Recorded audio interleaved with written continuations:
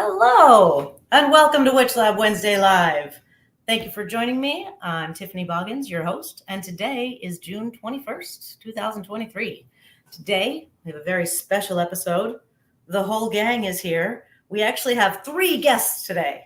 We've got the badass that you all know because she's been on the show so much, Amy Blackthorn, our wonderful author, and all of the things that she does.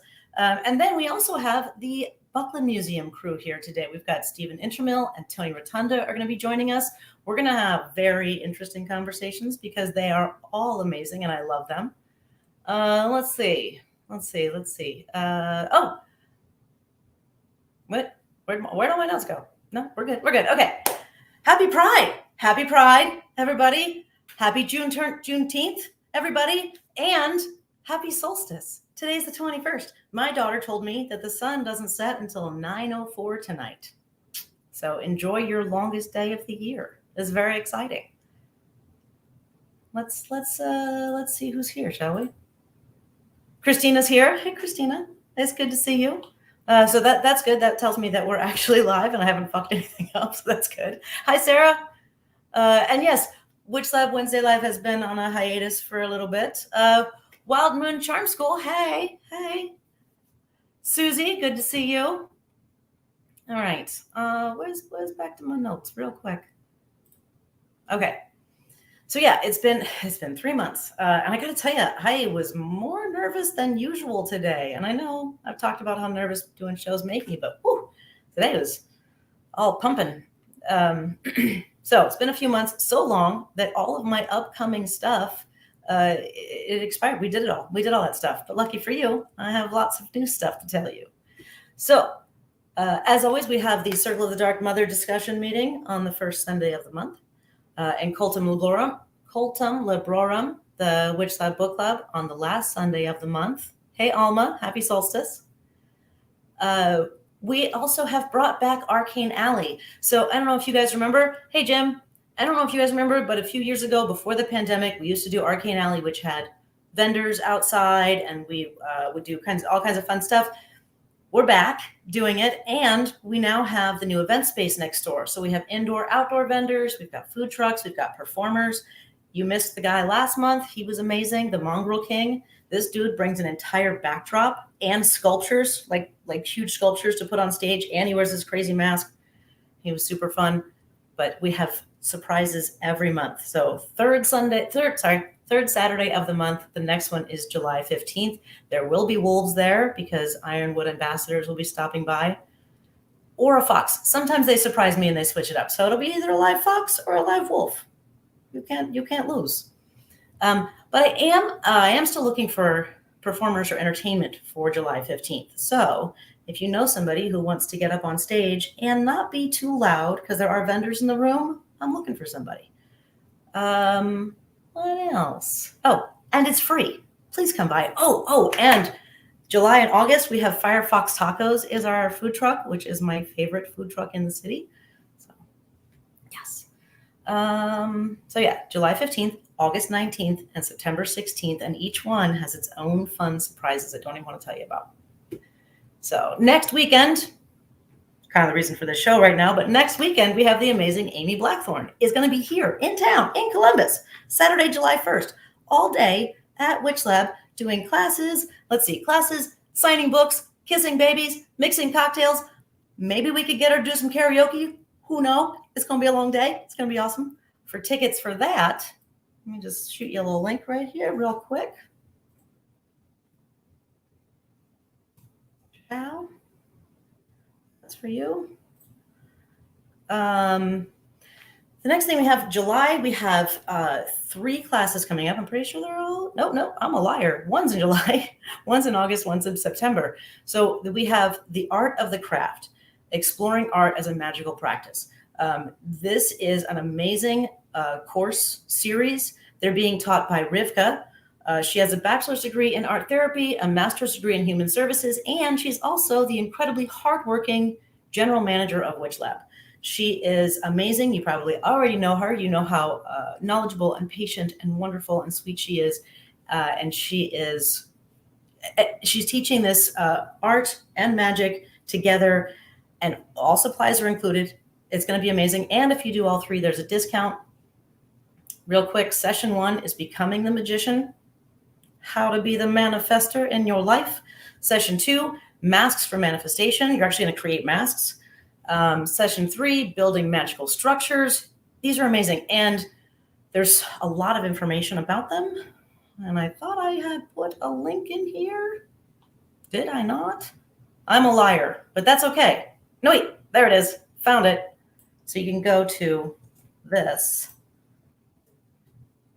and read all about it. There's a lot more information. It's really amazing. The stuff that she has put together is absolutely worth coming out and checking into and being a part of and manifesting. All right. Next. Oh, we've got a thing going on at the end of July. You guys know I'm a part of a little local thing called the Pagan Mafia. We've actually gotten a real name now. It's the Central Ohio Pagan Alliance, otherwise known as COPA. And we are doing the Magical Market in Newark at the beautiful Canal District Market. So there's going to be vendors, there's going to be entertainment, there's a coffee coven food truck that's going to be there. That sounds amazing. Really cool stuff. What else? Oh, right. There's a little thing that I thought I put in here, and I don't know where it is in my notes, but you guys have heard of the dark market, right? The dark market's coming back. I found a venue, and I am so excited about it. I know it was touch and go for a little while there, but we found we found a venue thanks to the dark market vendors from last year, because I actually put out an email saying, hey, I don't know if it's going to happen because we can't find a space. And not one, but 2, 3 of you reached out and said, try MLP.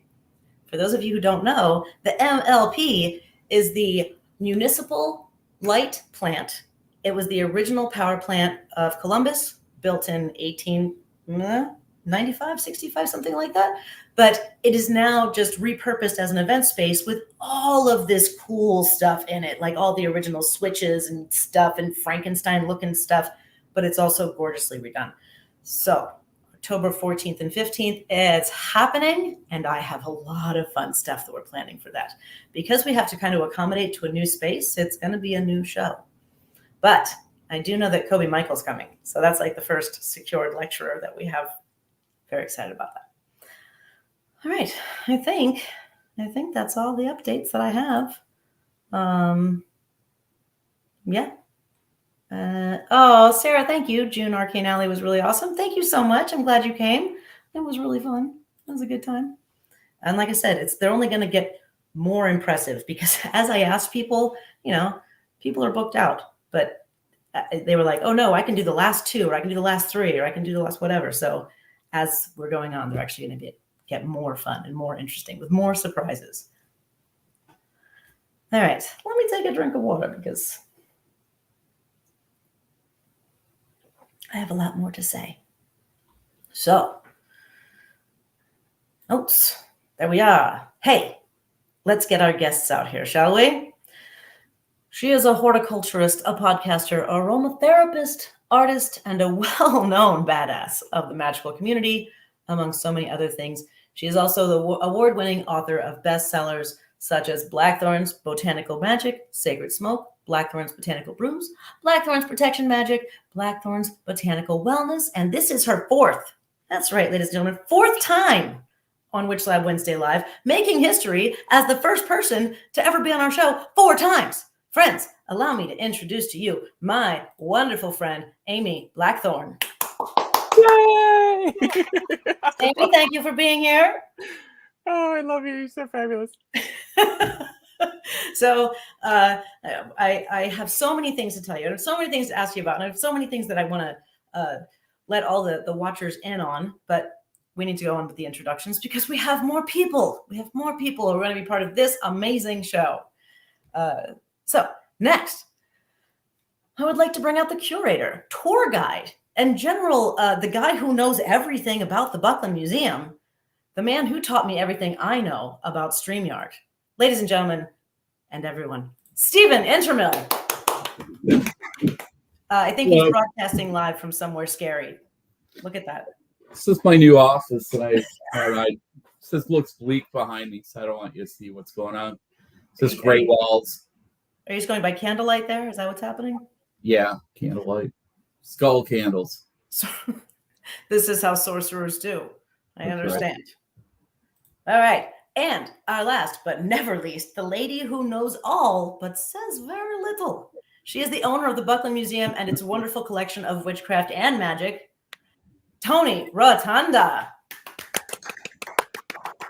Yay! Look at this full house we've got. Hi, Toni. Wait, can't hear you. You're muted.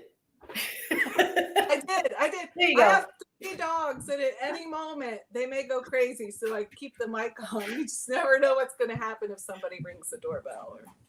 So. Fully understand. All right, welcome everybody. How's everybody's day going? Good. I have been I've writing been all busy. words. I've been trying to bone up for this. Yay! So you're saying that it's important to read the author's books before they come on the show? At least try. You know. For those of you who have watched many of the shows, you know that I didn't forget. I actually just didn't read the first book from Amy when I got her on the show. It's a well-known foible. It's a real, yeah. But we've gotten past it. I've read it since then. And the last one I did read the whole thing. Wow. So we have this weekend coming up that's going to be amazing. It's going to be a weekend of partying and debauchery, and you're definitely singing karaoke. Oh, and by the way, Amy is staying with me, which is why I'm in this room. I can tell you this is a new set, right? This is my oldest daughter's room who moved out, and so it's an empty bedroom. But I wanted to get you at home in this environment because this is where you're going to be staying. Hooray! How old's your daughter with a bad brain span? She's 20. Really? Okay. Yeah, and she like hand painted everything in here. Like this is and it's 360. So like when you get here, there's even more. It's crazy. Bad brains are like classic rock. Yeah. You know, it's like ancient music. Oh, I cool. know, but yet she loves it, right? And Minor Threat. Yeah. Oh, cool. Right. Yeah. Yeah, and there's more. There's Dead Kennedys, there's Misfits. There's literally just like lyrics on the wall. Her name is actually in graffiti on the ceiling over there too. So you'll have lots to look at. Oh, and this whole wall is an entire chalk wall. So you can leave your mark. Oh, wow. Cool. Okay, so Amy, tell us about what you're going to be doing this weekend. I'm so excited. So get up bright and early on Saturday morning, and we're going to talk about protection magic. I've got a whole bag of self-defense goodies to play with. I'm going to need a lovely assistant for at least the beginning portion of this. So if you're game to tie me up, I would appreciate your help. Hell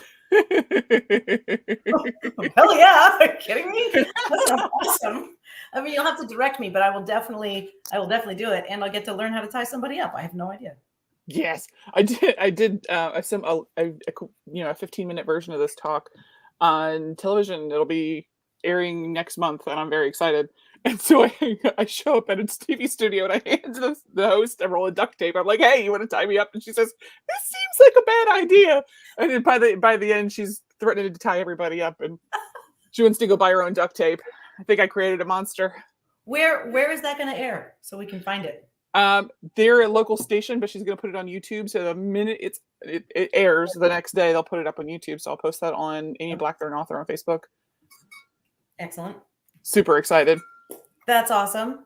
I felt so fancy. She sent train tickets, and I got to go first class, and they sent a car for me, and I was like, I feel like a rock star now. You are a rock star. That's lovely. That makes me so happy. Yeah. So we're gonna hang.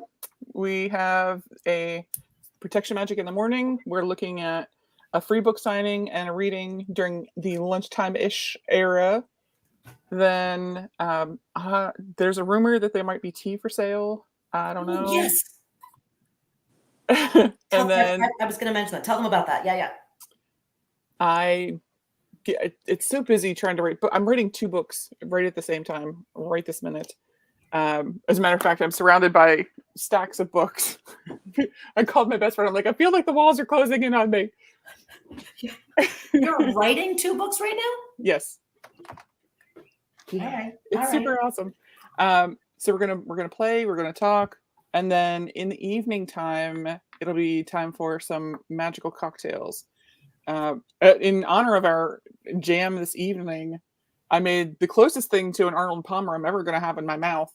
It is it's a sweet tea with a homemade limoncello. I'm going to teach you to make on during the evening class, the Hexy cocktails. So it's a really lovely quick limoncello, and it actually goes really well with this mint tea that I made last night. Lemony minty stuff. So I have so you'll be teaching in the new event space that we have, and I have this big beautiful bar for you to stand behind and teach this class. So excited. It's going to be like that movie Cocktail. You're like, So you're like throwing bottles at me. What's that? This is going to be July 1st in Columbus. Mm-hmm. Yes. All right. So what are we looking for in July 2nd in Cleveland, Ohio? What do we got? Fantastic. On Sunday afternoon, I believe it was 2:00? I think it was, let's see. I think it was 3:00, maybe. 3:00. Yes. We are going to talk about self-care using planetary magic and planetary squares. So we get some really fun stuff. I've got handouts that are, 6 pages long, and we're going to play with numbers and letters and alphabets and sigils, and we're going to make a big old mess. It's going to be great. Looking forward to it. Toni took this class. Wait. I did. We were in There we go. Baltimore. It was the Between the Worlds between Sacred Space. Yes. Yeah, in Baltimore. I took that class. It was amazing. I absolutely love teaching it. Yeah. So, and that'll be on the 2nd in Cleveland at 3:00. So excited. Where can people buy tickets? So there I put a link on ours, but I guess I could try to find it this way. So I'll just pop it in the chat here of a good way to get tickets, because it's be awesome to have people come. I'm very excited to host its first class in a little while, and looking forward to meeting Amy. I do want to point out that if you're into tea, we do have an incredible exhibit going on right now at the Buckland Museum. It is 150 objects of tea leaf reading material. Yes. And I think you're really going to get a kick out of it, Ms. Blackthorn. Amazing. Should be very cool. All right, so I did that, and now I can go back to. All right. So I just put a link to our tickets in your comments for your stream. Fantastic. So I'm going to see. There's the link. I'm going to see if I can't. So I can't. Unfortunately, That's I can't. a very silly do. Silly little profile picture I got there. Yeah. What's that? I just noticed it's a very silly profile picture I have there. Oh, that's awesome. I didn't notice that. That's great. It's me reading about my adventures as I go through life. That's lovely. And hello, Becca. Welcome to the show. Broadcasting live from Punk Rock USA, right here. Nice. I know, right? I figured you'd like to see the room. Yes. I promise I'll have a bed for you by the time you get here. It's literally an empty room. I had to drag all my show stuff down here. My father was a blues musician, so I have slept in some interesting places. It would not faze me at all. I slept on a mattress on a floor in a corner. It's fine. I promise I'll have a real bed for you. I will. I promise. It's on its way. It's on its way. I need to it's funny that this is my guest room, right? Because I don't want to change the walls. It's very nostalgic for me. It reminds me of my daughter. So, I'm just going to have to live with that weirdness. It's only for 2 nights. It'll be okay. I love it. Hello, Calvin. Thanks for tuning in. Okay, so Toni. Oh, Yes. what'd you do to Steven? What did you do? Finished him. Well, I done with you. did. I didn't. I just took my mic off. Wow. Toni was showing us how powerful she was. She just like, she literally just switched you out of the way. No. I was seeing if I could log in and that way see comments as they came through. But Oh, I guess yeah. I can do that. I always wonder what you guys Oh. can see. Here we go. I can see Okay, never mind. Here we go. Cool. Did you find it? Yeah. Sweet. Sorry about that, Toni. Well, I have to tell you something, Tiffany. Go for it. Okay. So this book here. Yes. About 3 years ago, I have this thing where I send weird, odd packages to people. And I sent, do you remember it was like Samhain 3 years ago? And it was like a box of like thorns from like a honey locust tree that I found. I found them on the ground in a cemetery, and I sent those, and snakeskin and weird stuff. Well, I still have all of it. Yes, I still have that whole box of stuff. It's actually part of my cabinet. okay, so you need to hear this. Because I made this and I couldn't figure out what was wrong. Poke ink.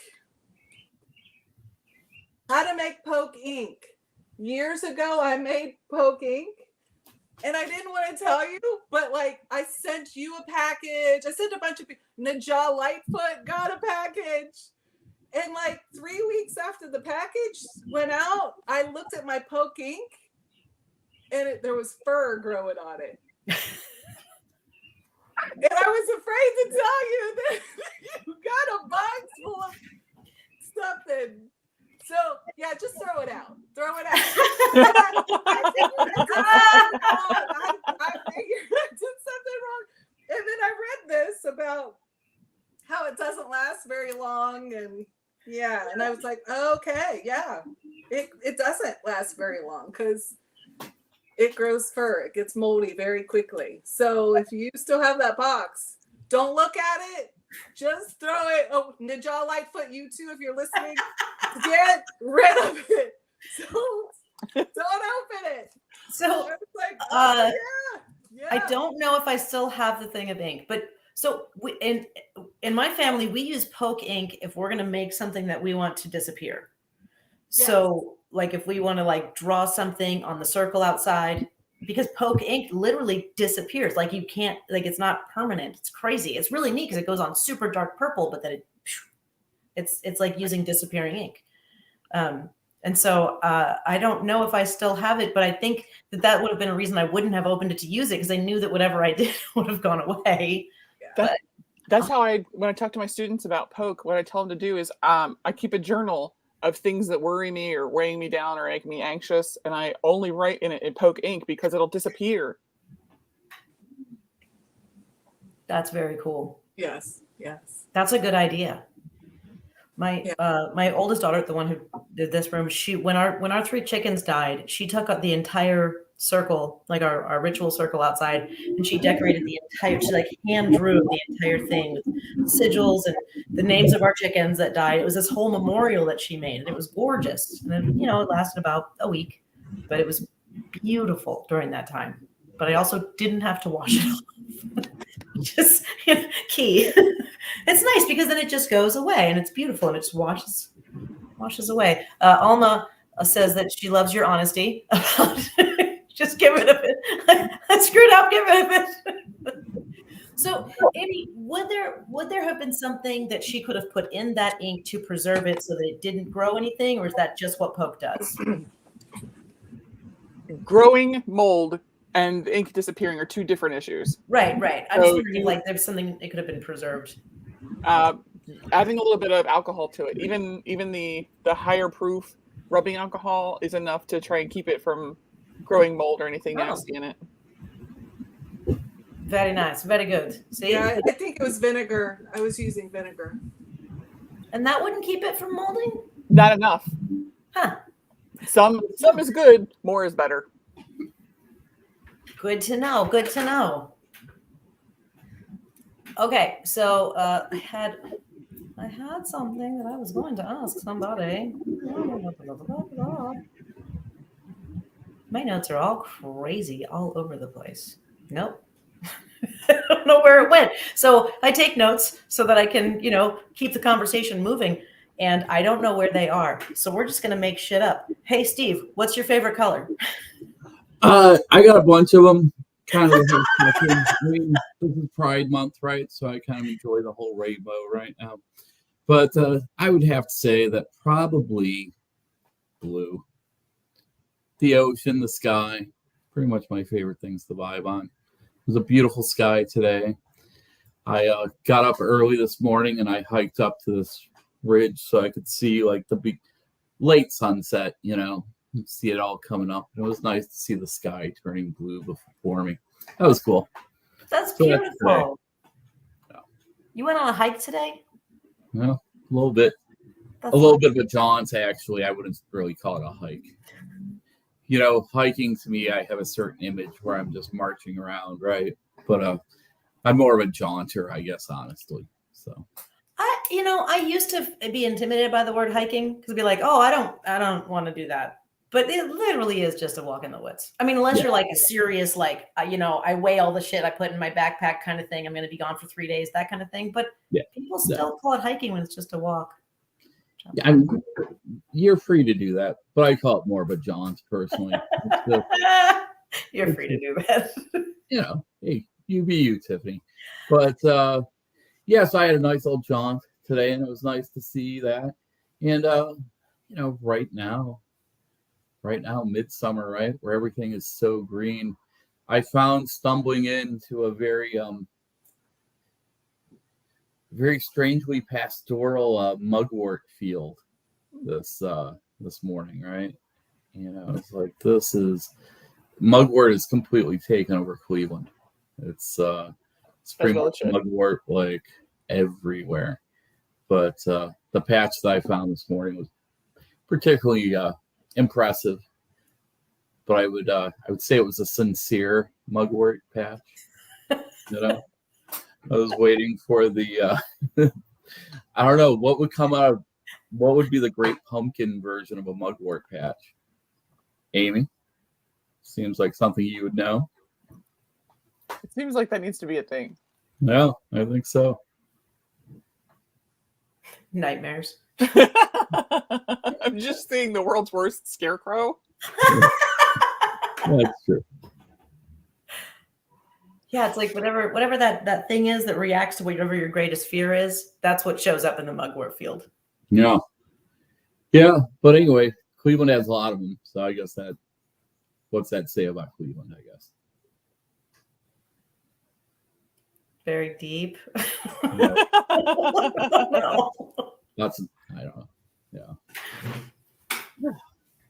So I can't run AC in here because it makes makes everything run havoc, and I can't run a fan. So I think I'm gonna get sweaty and delusional here. So sweet. Do you have water? I do.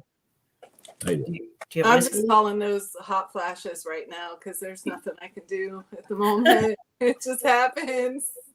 Nothing I can do about it. Yeah. So are any of you guys doing anything for the solstice? We're getting together this coming weekend. The last weekend was Father's Day, so we're doing it a little. So this coming weekend. Yeah. So Amy, you doing anything? Today just rained. It rained all the rains today, and which is great because we're in a drought. So I was thrilled for the rain, but also I wanted to be out. There's a canal, like 5 or 6 miles that way, and it's beautiful. There's the water, and it drops off to nothing. So I'm at the top. You're at the level of the bridges that are riding by, and then the canal is so far down there. So you can have I go out there and take pictures. I've got some really nice telephoto lenses that'll capture the sunsets, and with the wildfires, the sunsets have been actually really nice and photogenic.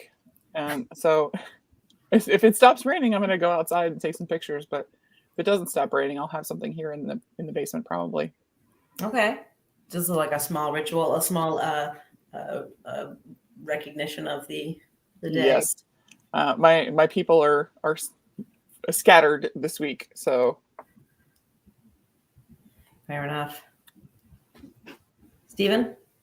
You already went on your walk, so. Well, I did that, but I'll probably go have a little fire in the back. Very nice. I talked to my parents today. They live in Sweden, and my sister just had out there with her kids.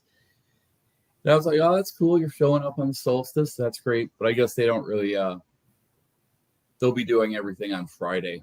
So they'll have their, their version of Maypole, but a midsummer pole that they'll be prancing around at, singing the old songs and whatnot. So kind of jealous, but it's hard to get away. That sounds really amazing. Yeah. So. They won't be like sewing into a bear suit or anything though, right? Nothing cool like that. I gotta say that movie's kind of offensive as a Swede. Stereotypes in there that I don't really believe in. Tell you, one of my kids told me that they actually, after watching that movie, they can see why cults are okay. Yeah, well, I don't know if that's that movie. I see it's like an okay cult. Like, I don't know. Hey, the good guys won. Messed up. What'd you say, Amy? The good guys won. You're saying the quiet part loud, Amy.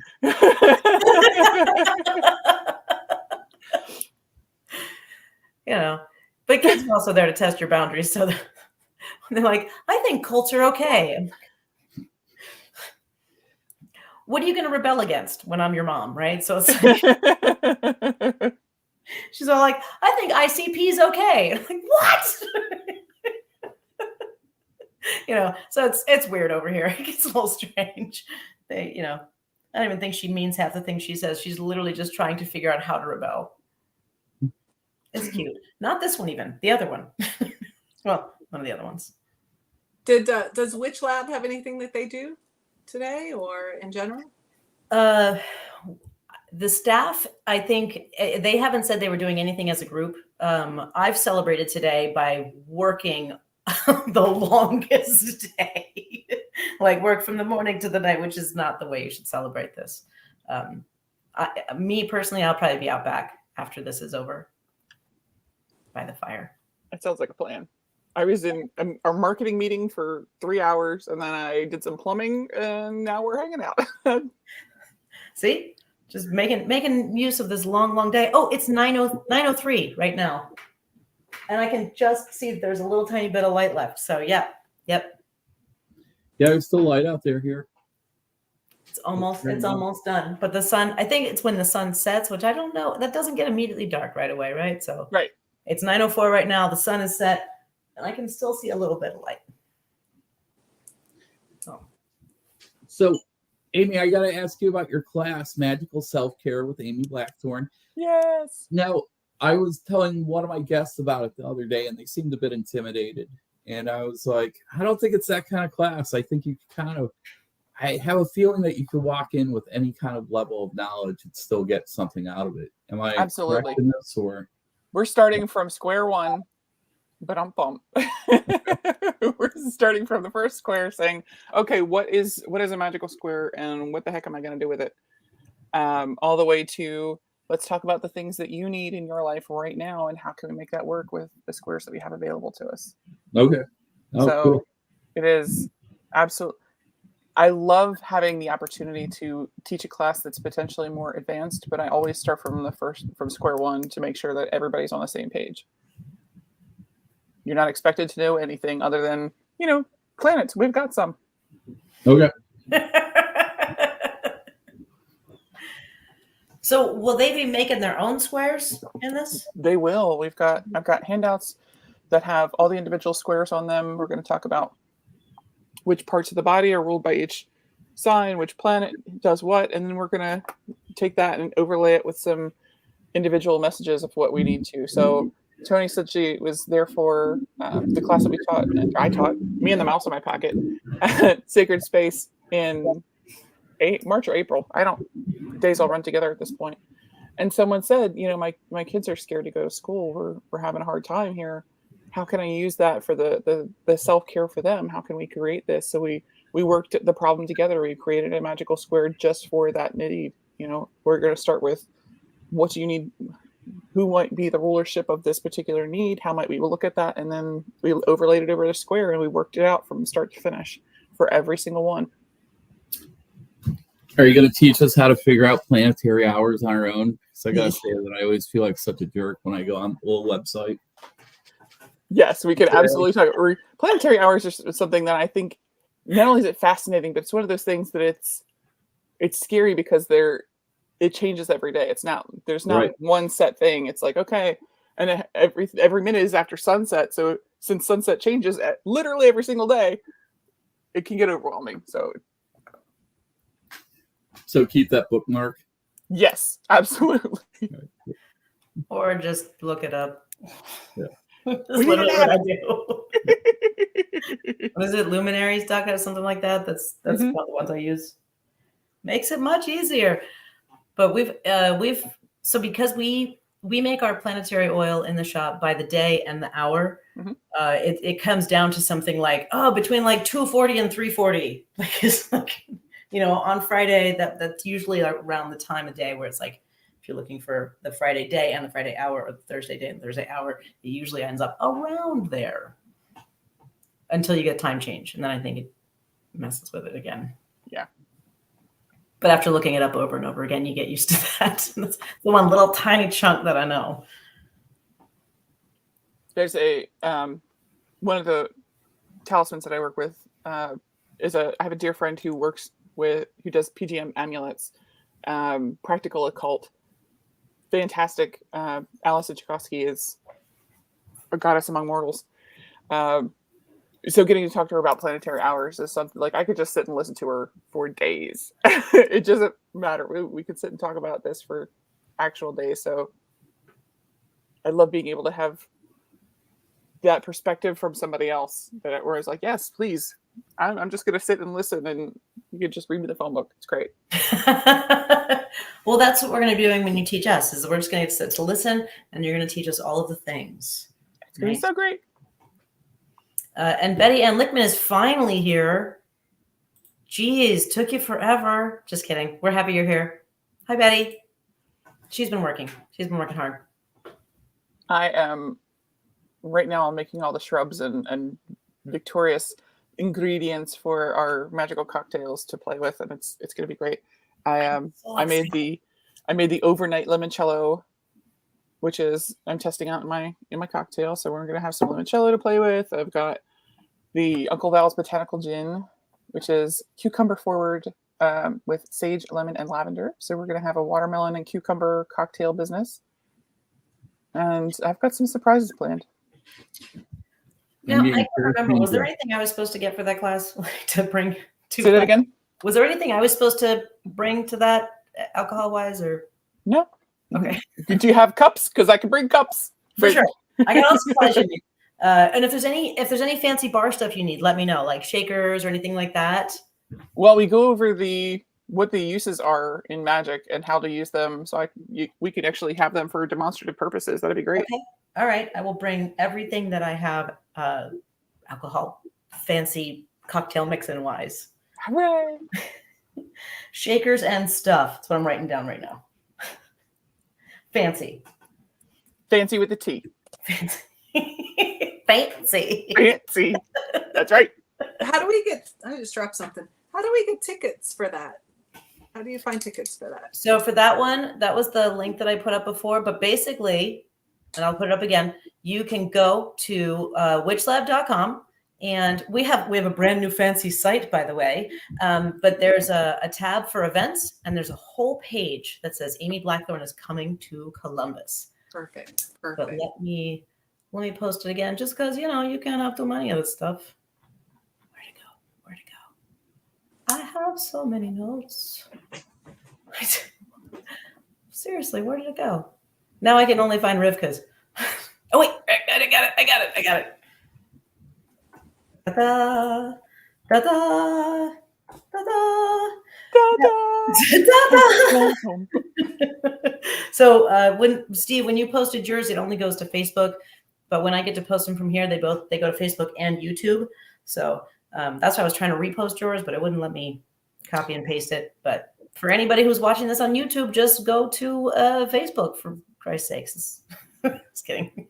Or just go to bucklandmuseum.org, hit where it says events, and it takes you to a page that talks all about it. So Excellent. All right, so I feel like this is getting a little dry. We need to talk about interesting things. Toni immediately looks nervous. She's like, I don't know. I need to leave. I have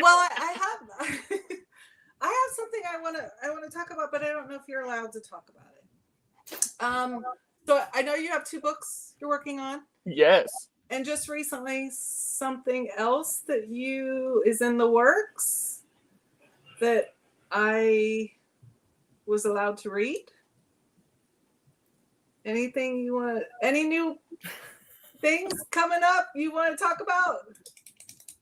What did I have you read? Steven? I got something for you. You're going to bring something to the Buckland Museum, aren't you?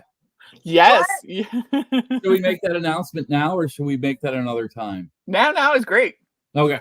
All right. That kind of goes along with what I just read. Go ahead.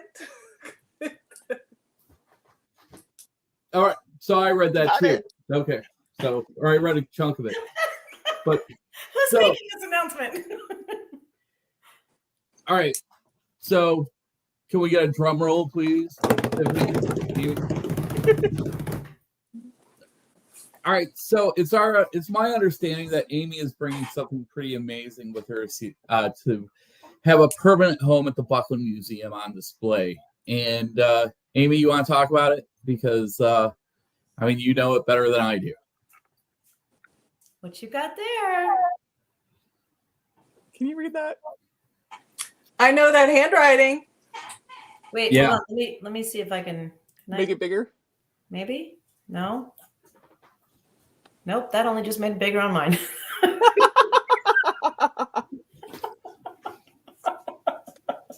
I don't know how to do that.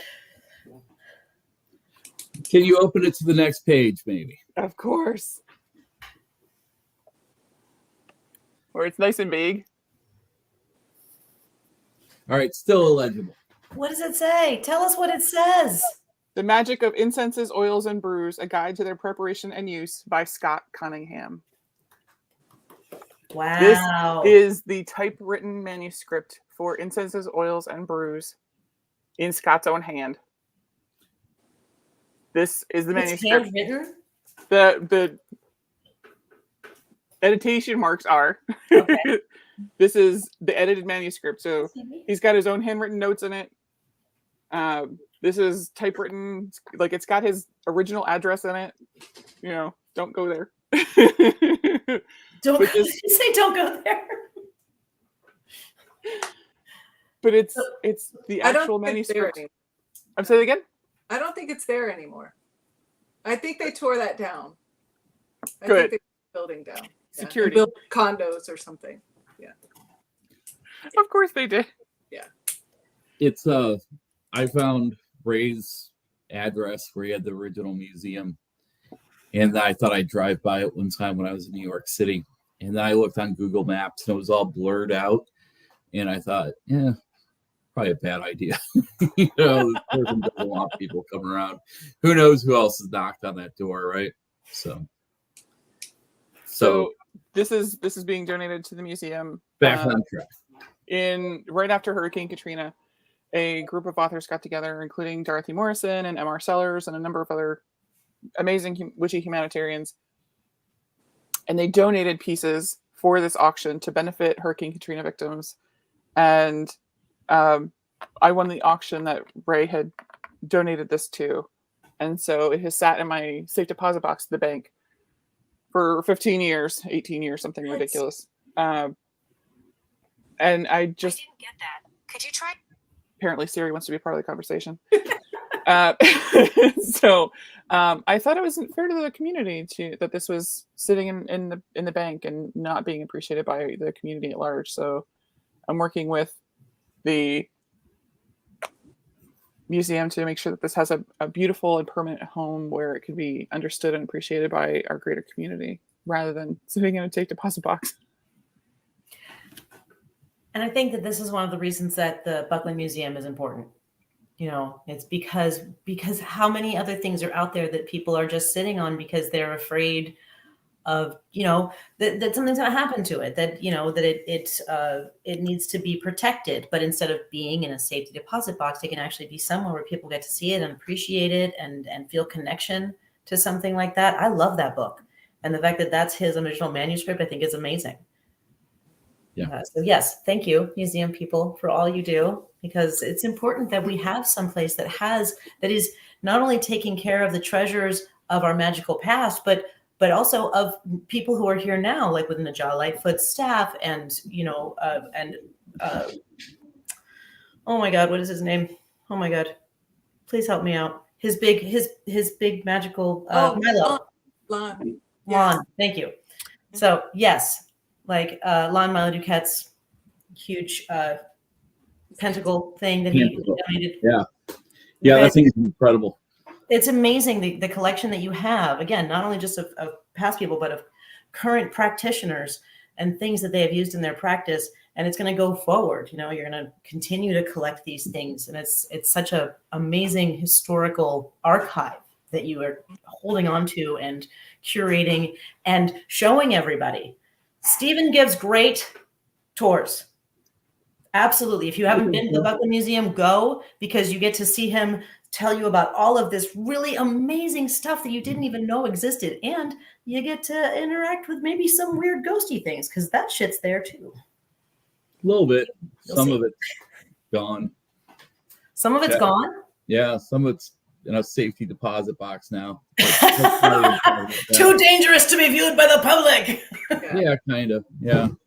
Just bad scene. That's real. So, you know, Just needed a little break. It'll return. They just need. I don't know, Toni. Things have been happening. I don't really want to talk about it. I know. And Even I told more. you. I told you. Even more It stuff's would been going happen. on. I told you all about it. Even more stuff's been going on, Toni. I haven't even told you about this stuff because it's just too much. I'm just like, no good. Okay. Well, can you tell us? No, I really Come can't. on. All I know is it's just when you have a beacon for bad vibes, they get contagious. And next thing you know, you got kids from Toronto looking at it. It's just not cool. Not cool. So Tiffany, I think I told you about that. That was the demon in a box. It was really affecting people. Strange. You did tell me about that. Yes. So we did, and out of everything in the collection, that was really the only negative. But for me, you need to have things like that in order to understand that you need to know what you're doing. If you're going to practice any kind of ceremonial magic, whatever you do, you need to know what you're doing, because if you don't, then you got to demon loose. You have to call someone like Ray Buckley to come help, But it's a learning object, and it's gotten a little attention. So we took it out for a little while. Yeah. Maybe forever. Permanently off display if I have anything to do with it. But Maybe forever. so let's bring it back to Amy and what she's donating. So I got to ask, you're bringing something, Scott's manuscript, but are you bringing anything Amy Blackthorn? I am. She's coming here to teach us protection. Thank you so much. Absolutely. Yeah.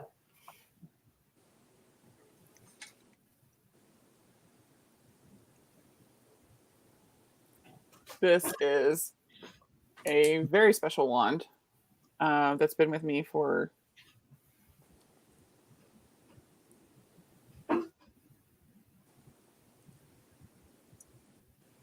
25 years, maybe a little longer.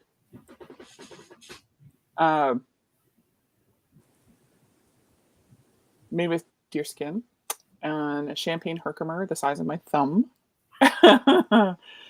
Some black tourmaline, some garnet, some mystery herbs inside the body here.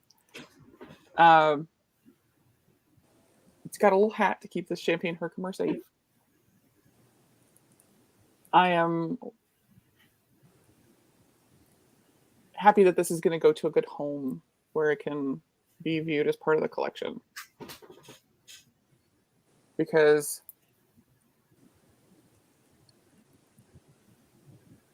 the pieces of this are from dear friends who are no longer with us. And it's a part of the magical practice that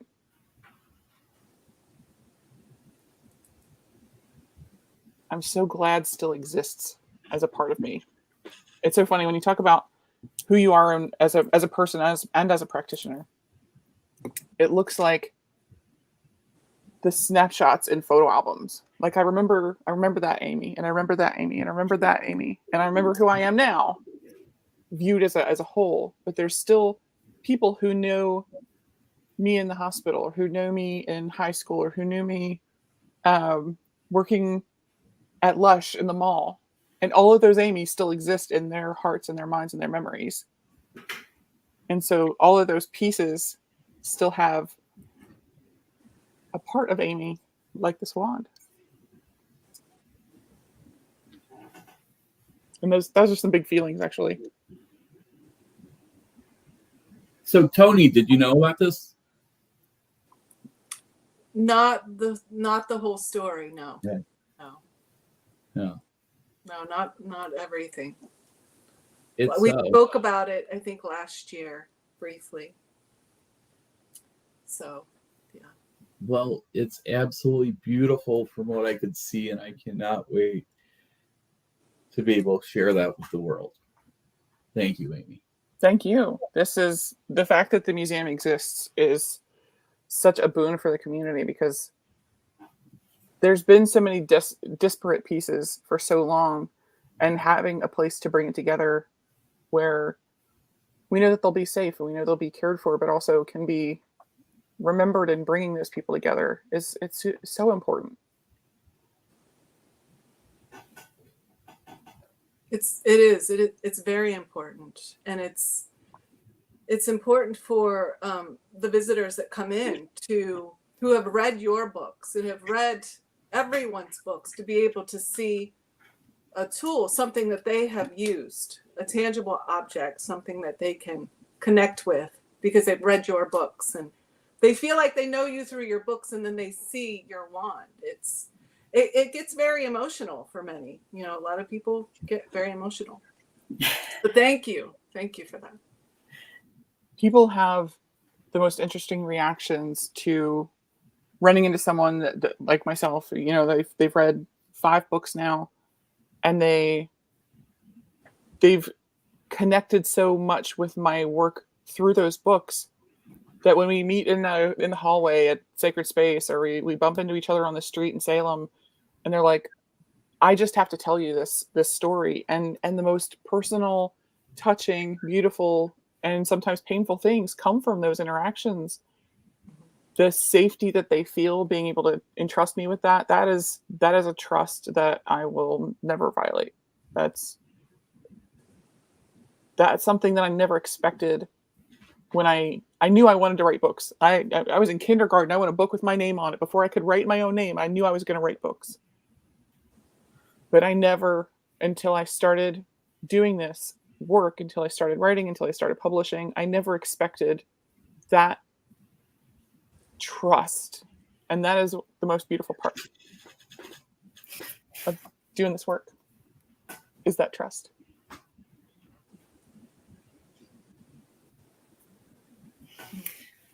I love how much you share of your life and yourself and your experience. And that's what I mean, I feel like I can say that I know you because we spent a lot of time together, but we've never actually met in person. I'm gonna hug you so hard. You're gonna have to I know. tap out. Oh, it's gonna be epic. I know. But I feel like because of your books, I know you even more. Like I feel like because you share so much, you are such this sort of beacon of information and love and compassion and help.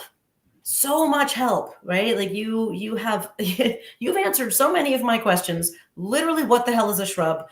Like, come on. Like, and the thing is, I've been doing urban herb stuff for years and years, but it literally was just like, what does that mean? It took Amy Blackthorn to teach me what a shrub is, because we have to learn. But you have taught me so much, and you have given us so much of yourself that even people who haven't gotten to interview you numerous times, that when they read your books, they feel like they know you. They feel like they've shared in your life a little bit. And not that you owe them anything, but they just feel something. And so to then be able to go and see something that you used personally, you've had for 25 years, Yes. that, oh my God, that's Amy Blackthorn's. Like, that's literally what I would do. Like, oh my God, that's Amy. I've done that in the Buckland Museum from different people. Like, oh my God, I know that person. I've read that person's book. I love their stuff. It makes you feel connected to them. It makes you feel, and it makes you feel part of the community too, because you can be there and experience it and sort of feel the magic that it exudes. And all the pieces in the museum. It's a magical place. It really it's definitely Gestalt vibes when you get in there. It's each individual piece is great, but when it goes, it's like Voltron, right? All of it makes a really incredible package. So yes, 300 magical pieces form one huge magical piece. I don't know. It feels like that sometimes. It could be 3,000. I don't know. Just Due to my car. Flashbacks. It's how do you count it? Some things have multiple things to it. Is that one object, or because they're all kind of their own magical thing, or those? The math gets dicey. But I was gonna say, good question. Do you have any idea how many pieces are in the museum? There's a rough idea. Straight no. No, but like There I said, are the numbers, it gets dodgy. There are thousands. And Stephen, there are some things you haven't even seen. Yeah, I understand that, Toni. Yeah. Mm-hmm. So, Yep. What is that? What are you gesturing to? What is that? yeah. I swear somewhere you have Ray's Ouija diaries somewhere. Right. Yeah. What? Toni told me one time, this lady right over here, she said to me, yeah, from 1950 to 1951, Ray took a record of every Ouija board communication that he had. And I remember her telling me this, and she was like, never happened. We never had that conversation. Never.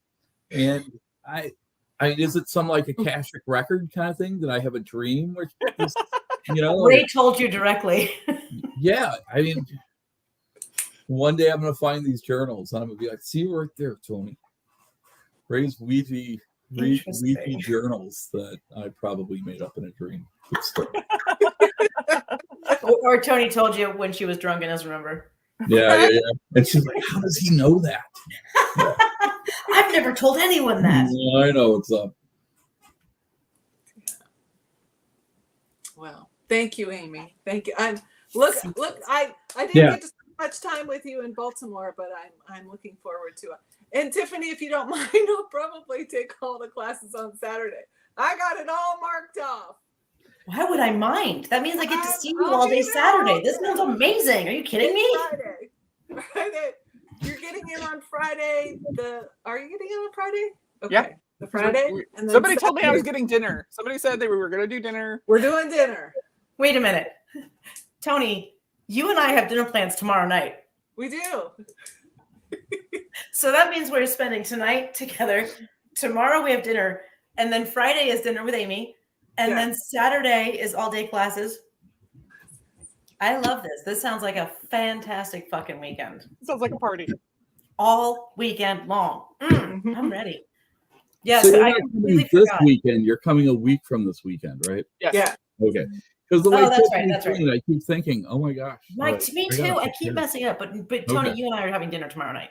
We Makes are. me nervous, Tiffany. I'm like, oh geez, what do I gotta do? You know what? I have so many things going on every weekend that I keep getting things messed up like that. There's a Planned Parenthood fundraiser going on in the new event space tomorrow, which I'm very excited about.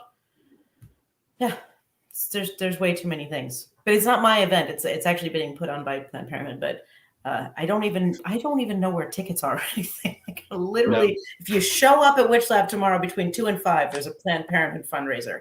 I think there's going to be an herbalism something or other. I don't know. I know, right? I'm like, but yeah. Sometimes with event space, I don't run everything, but sometimes I just rent it. But also, I'm like, this is really cool. So there's that tomorrow. Or no, Saturday. See, I can't keep things straight anymore. So, Amy, I want to point out that I got really quiet when you were talking about that because I was so overwhelmed. But thank you so much.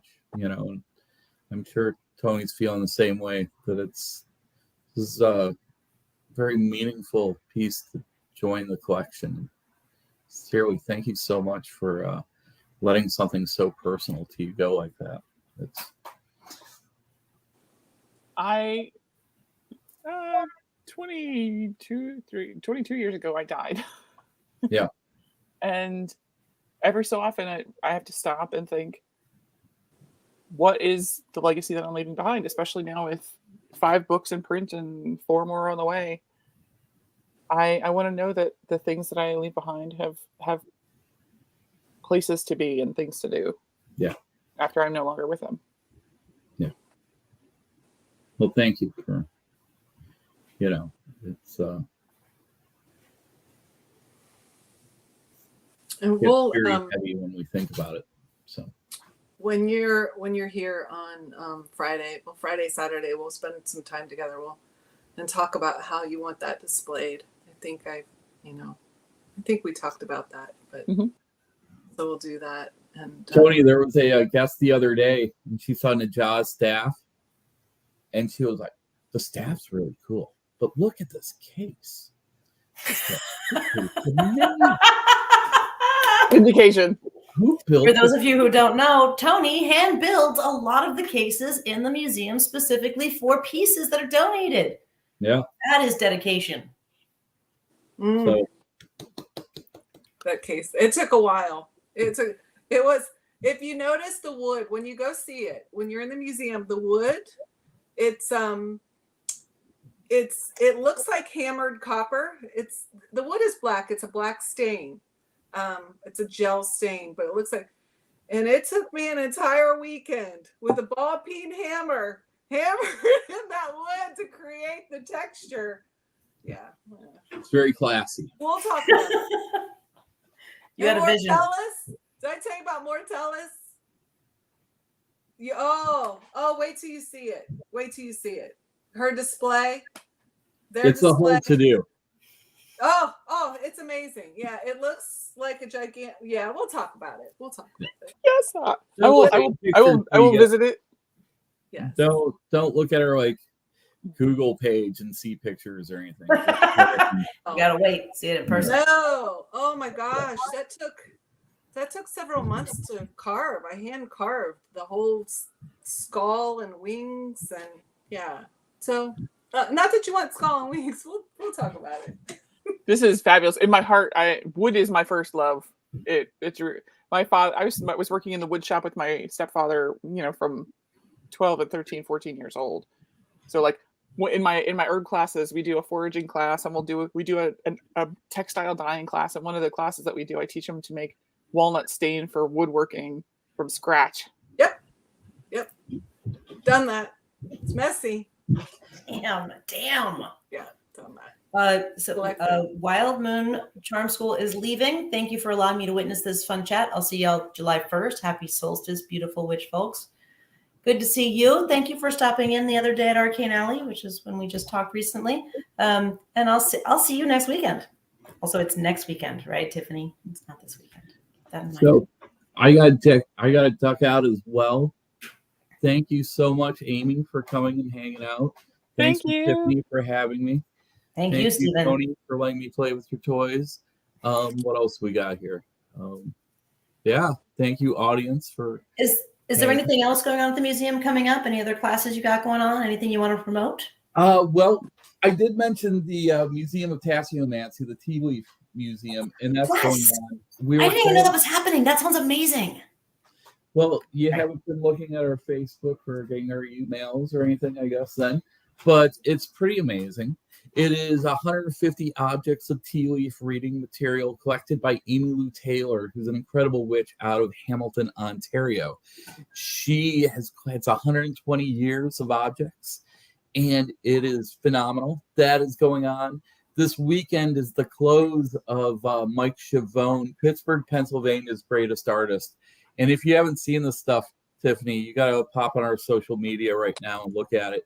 It's these decorative skulls, and they are completely out of control.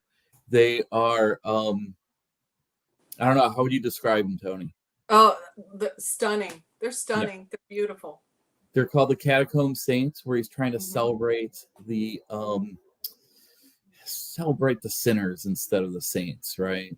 And they're all exquisite. And I was kind of teasing him, right? Because I like to tease my friends. And I was like, so what do? You go to Hobby Lobby, buy some skulls, throw some glitter on it, and that's art? He goes, actually, Stephen, what I did was I sculpted multiple skulls. Then I 3D scan them. Then I print them. And then I have a 72-hour process where I make them look ancient. So, no, I didn't go to Hobby Lobby and buy these skulls. I was like, wow, this guy lives it. Really, really, really beautiful work. Hopefully I'll still have him around when you're hearing me, because I'm not sure when he's coming to pick him up. But we have another exhibit starting in a couple days, which is kind of oddly. Okay, real quick. I'm just going to show these skulls real quick. Hold on one sec.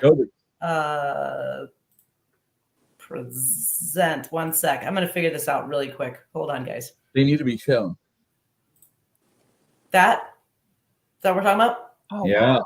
Yeah. I think there's more. Yeah. Oh. And the thing about them is, these are so cool. The thing about them, Tiffany, is you're looking at them and you're like, these are cool. But Toni, when you look at them in real life, it's like a completely different. The pictures don't do it justice at all. At all. They are stunning. They're pretty cool. Mm-hmm. Yeah. So those are up until the end of the month. So if any of your WitchLab people are thinking about seeing them, now's the time. You hear that, WitchLab people? Get up there. Go see them. And how long is the tea leaf thing there for? That's till the end of summer. We haven't quite decided. But the weekend of July 7th, 8th, and 9th, I don't know if I told you this, Toni, but she's going to come up. Amy Lou Taylor is going to come and do tea leaf readings at the museum that weekend. So, she's really good. So, who's providing your tea? Who's providing the tea? Well, I'm sure I could get some from you if you have some too. That'd be cool. Yeah. We do have a Buckland blend that's made by a local witch named the Lake Witch. Wonderful. I should have. I love Kelly so much. Oh yeah, she's amazing, and she. I think we're gonna have a restock next week, hopefully. So, she's one of those people. She's like, her calendar is always way booked, and she's always squeezing me in on things. So yes, I'll get you your tea, Stephen, and I'll just make it happen. So, yeah. So other than that, you know how it is. There's all sorts of stuff going on, but unless it's right there in front of me, I don't know. I do. Am I missing anything, Toni? No, I don't think so. But the number one main thing that your people really need to be concerned about is right over here, Amy Blackthorn on the 2nd of July. doing the Magical self-care, right? essentially based off this book right here, I'm assuming, right? Yes, I'm very excited. Excellent. That was one that I didn't get a chance to go through today as I was anxiously prepping for this conversation. So, yeah. We did good. Yeah, terrible. Well, no, I'm saying that I'm terrible. Okay? No, I got it. I understood. It's Okay, funny. cool. You're like, no matter how much it's still terrible.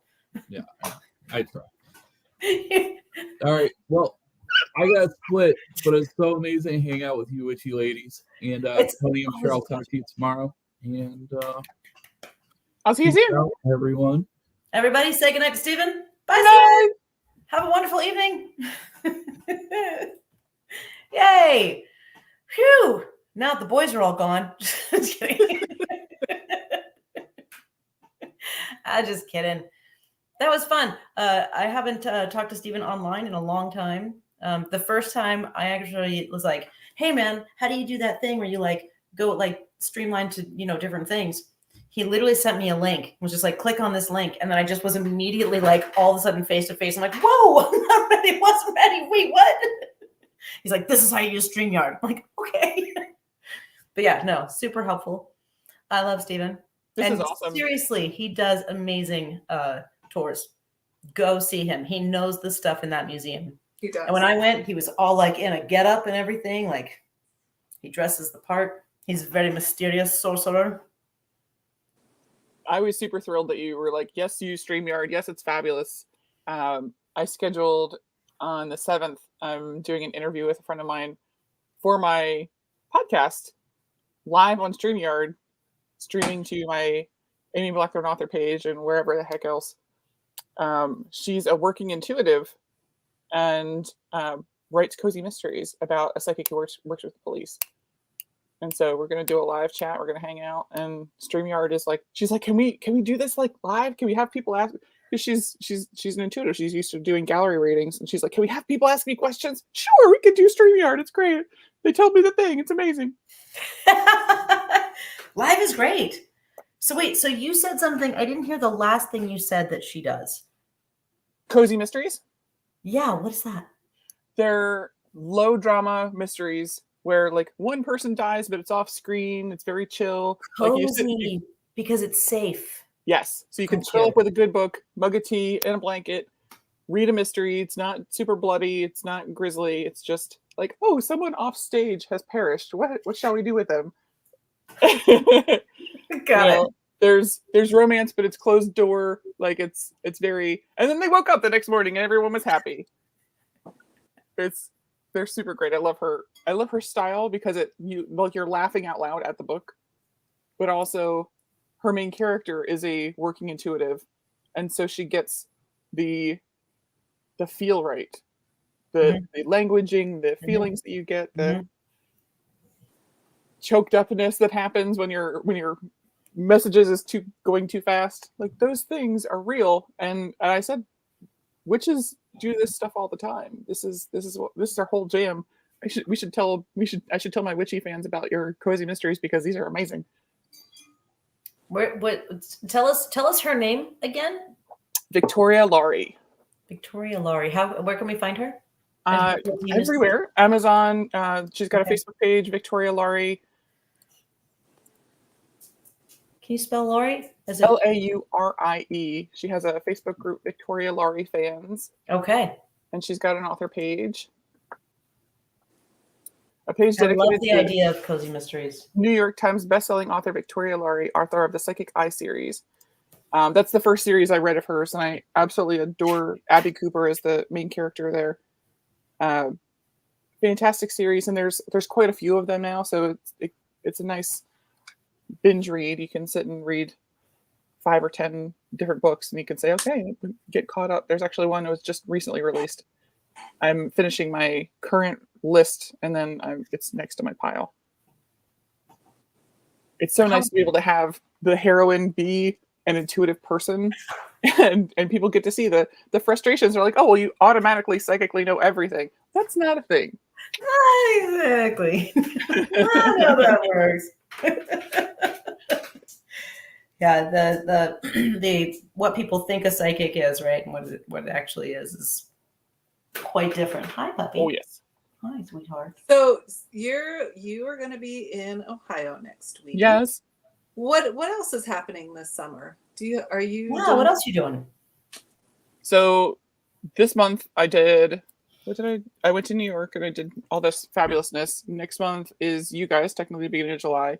August, I will be at Free Spirit Gathering in Darlington, Maryland. That's a week there's cabins and there's tent camping. It's on the side of a giant hill, so they have space for a bonfire bigger than my house. It's such a neat witchy retreat because it's clothing optional.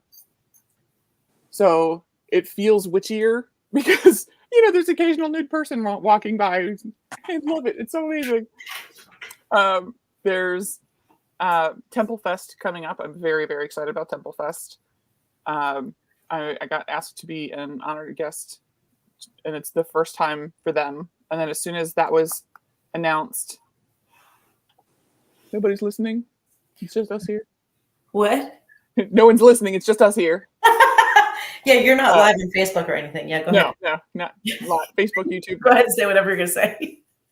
I got an email from the board of directors for Sacred Space asking me to be a featured guest for 2024. An honored guest? Yes, honored guest. The featured guest is the next step up. Nice. So I'm definitely going to be at the next Sacred Space since we chatted about it. For this year I have been doing this event for more than 10 years, but I'm not sure how many years at this point. And it's been through a couple different hotels and a couple different spaces, and the vibe is always so incredible. This year, 2023, was Sacred Space and Between the Worlds at the same time, so it's two conferences in one space. It used to be here actually down the street from where I live in Newark. There's a great big hotel on the campus of the University of Delaware. And so I'm tickled that they were able to join spaces and times, because that is such a neat ability to see such a wide variety of people. But it's actually, as an attendee, makes it hard because there's so many great things and they're all happening at the same time. It's like Sophie's Choice going, what am I doing? I gotta pick one. I can only be in one place. Wow. You went Sophie's Choice with that. That was amazing. I did. So yeah, I get to hang out and have Temple Fest, and I as soon as I'm back from Temple Fest, I got to start on the next book for Wiser, which is a book on botanical shadow work. Ooh. So the next two books that are coming out, are they also Wiser? The one I'm working on today, right this minute, is a sequel to Blackthorn's Botanical Magic, Blackthorn's Book of Sacred Plant Magic. And so it's a sequel to Botanical Magic. I am in love with it. Yes. And there's Botanical Magic. I'm hoping that the cover is in the same family. The black and the plants and the awesome. Hoping. But I haven't seen any artwork yet. It's beautiful. Oh, so I can't even pretend to know what the art department is going to do with their magic, because Catherine Skypeck, just from the gods. So I'm looking forward to seeing what they're doing with it. I stole all these from you last when I saw you. I pick all these. I did still find that I have a handful of the Blackthorn's Botanical Brews postcards with the Corpse Survivor recipe on it. So I'm saving them to come to WitchLab. Yes, Hexy Cocktails. You hear that, WitchLab people? What is it, Corpse Survivor? Yes. So it has all the magical applications of the ingredients. It has all the fabulousness in there, and I will have those, I guess, starting. A recipe card for you. Yeah. So Betty's leaving. Everybody say goodnight to Betty. Good night. Ladies' wine night at work ran long. Good for you for going to wine night. That sounds like fun. But we are also glad you made it here. And it's good to see you. Thank you. Once again, Betty's the one who makes all our handmade brooms and stuff. She's fantastic. Nice. Oh, recently she started making like handmade witch shoes. you got to see these, Amy. When you get here, you'll see that they're like these like long, pointy, curly things. I've seen her wear them to the witch's ball over and over, like, different ones that she's worn to different stuff, and she's finally started making them for other people because she's lovely. Also, we forgot to say goodnight to Susie. Good night, Susie. Good night, Susie. You're already gone, but if you watch this again, we said goodnight too. Just late. But yeah, Betty makes cool stuff. Anyway, sorry. Can you give me a hint as to what I had you read? Because I still can't. I have no idea what I had you read. Well, it was so it was along the line with your donation of Scott's manuscript. So it was Christine's. Yes. So I was asked to do a blurb for it, and I got to read your article. And it was very lovely. It was touching. It has been announced, so you can talk about it. That it's up for pre-order. Okay, now. okay. I'm out of the. You think I know these things? Okay. Yeah. I cried. Well, I cry a lot. Tiffany knows I cry a lot. But the book was very emotional for me. Christine's book. Because she was very graphic. Yes. With what happened. And, thankfully I have Tara Buckland. So Tara Buckland was there during that time when Scott was going, through everything. And so I got to hear some stories from her about, visiting him in hospice, visiting him in the hospital. And so I got to read the book, and then I also talked to Tara about everything that happened. And it was very emotional. It was very emotional. For those of you tuning in, not sure what we're talking about, Christine Cunningham Ashworth has a book that's going to be released on September 4th of 2023. Scott Cunningham, The Path Taken, Honoring the Life and Legacy of a Wiccan Trailblazer, with a foreword by Matt Oren. And I am so excited to see this in print. Mm-hmm. So it's great timing with the book being released and people being able to see something that physically was his, and will be available at the same time. That'll be exciting to see that come to fruition. I'm very much looking forward to that book. I really am. Scott Cunningham was literally the first book for me. Solitary Witch was the first. Big Blue was second for me, but like those were my top two for so long, starting 30 years ago, right? Like that was so. And then to read all of the other Cunningham stuff as he went along to do all the other things that he did, but like that was like literally my first, like, because that wasn't the first book I got, but it was the first book I read that made sense to me and made me want to go forward. Like it made me want to continue following that path. And again, Ray was just the second book that I found. That's just how things go. But like again, made me want to go forward in this path to continue on in this thing that I felt so much passion about, but literally had no idea what to do.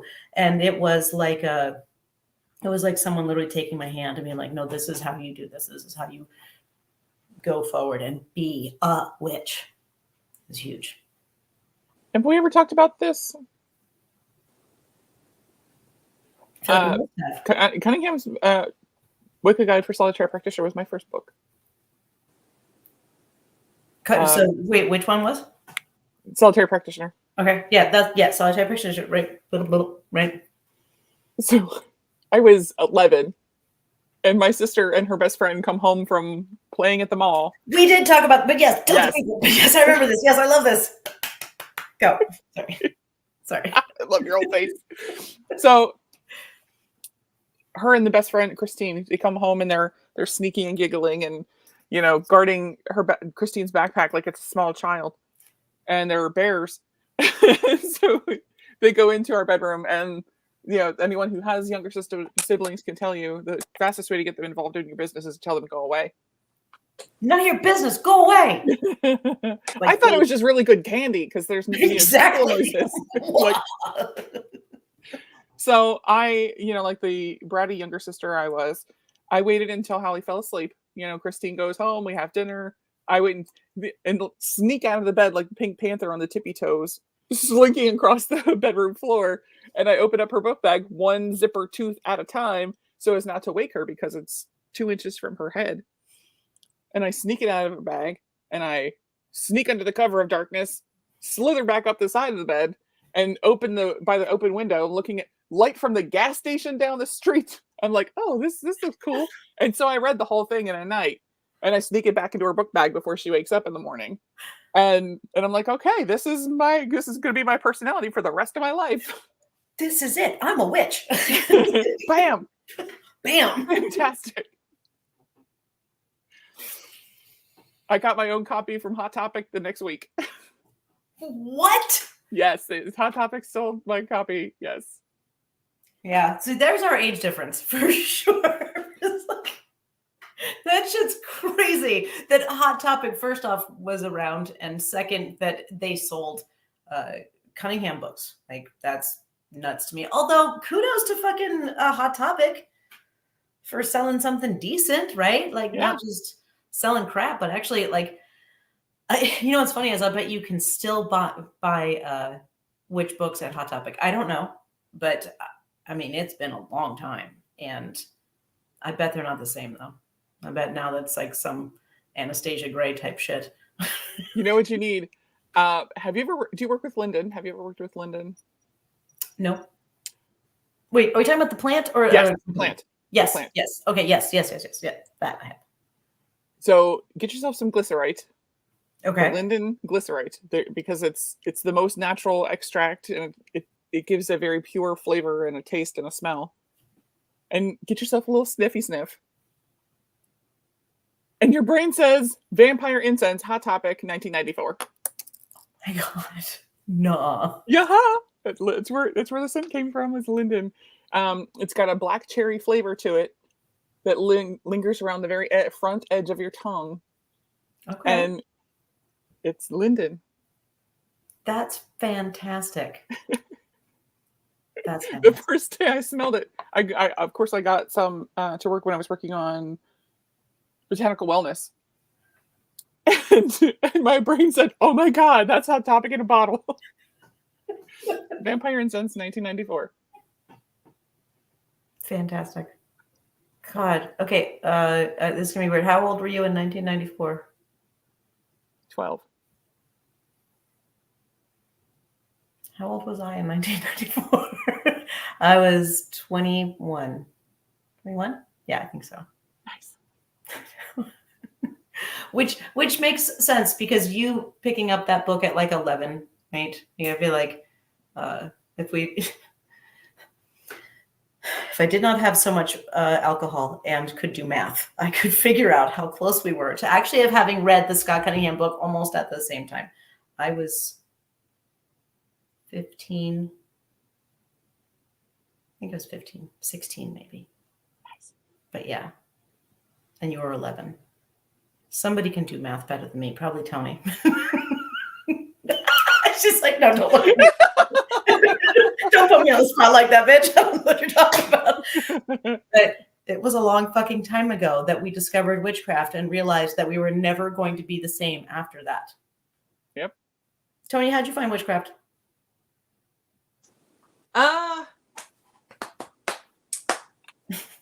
It's a long story. It's not a trick. Long story. I was doing hair, and I had a sales rep come in, and the guy who I'm still friends with today, lives in New York. He leaned over and his pant fell out of his, shirt, and I go, "Oh, what is that? What is? I've seen it. I know what it is, but I want you to tell me what it is." And he was like, "Oh, well, it's nothing." Secret. Like, no. So I closed the door, and then they invited me. It was Witches Ball. It was one of the Witches Balls. It was down at 5th and High when what was that? Salem West. Yeah, Salem West, when they had them. So that was my first.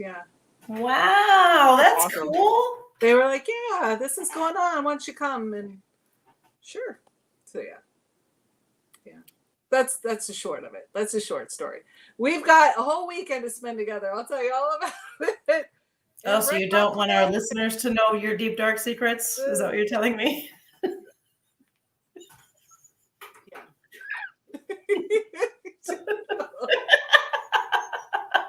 This is why Toni doesn't come on the show, because she's afraid I'm going to ask her things that are going to expose her secret life. I get it. I get it. You're allowed to have a secret life. It's okay.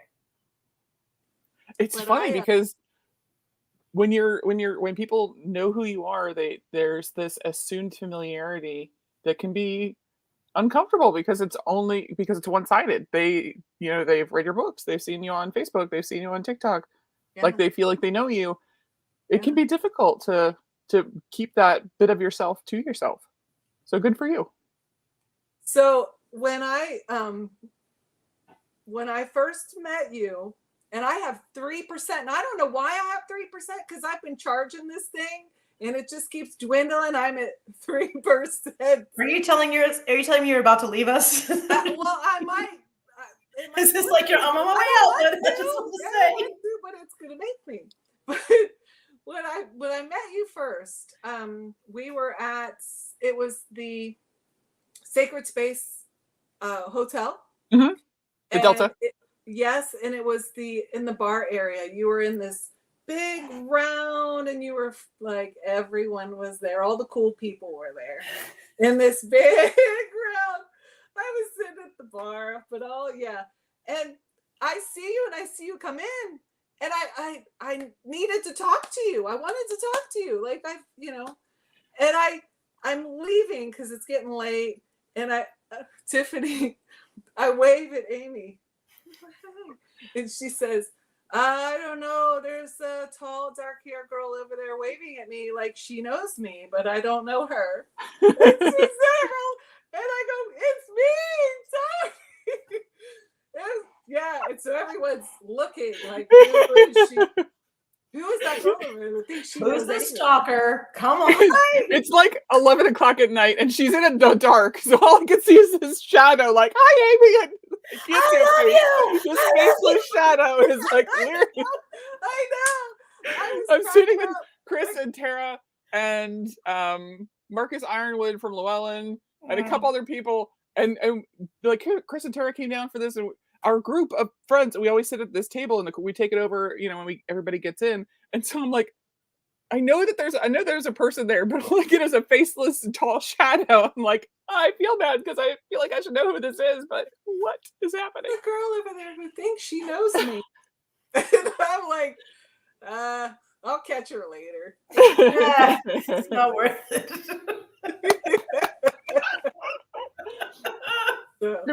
Too many drinks. I'll catch her later. She won't talk to me right now. It's always weird to approach people who are in that position because you don't know if they're going to remember you or if you're going to, if you're going to make an ass out of yourself or whatever. It's tough. And, especially if you've never met them before, which is always weird, but, but that can be a little stalkery. Yeah. Well, it's funny because there's context and memory are like best friends.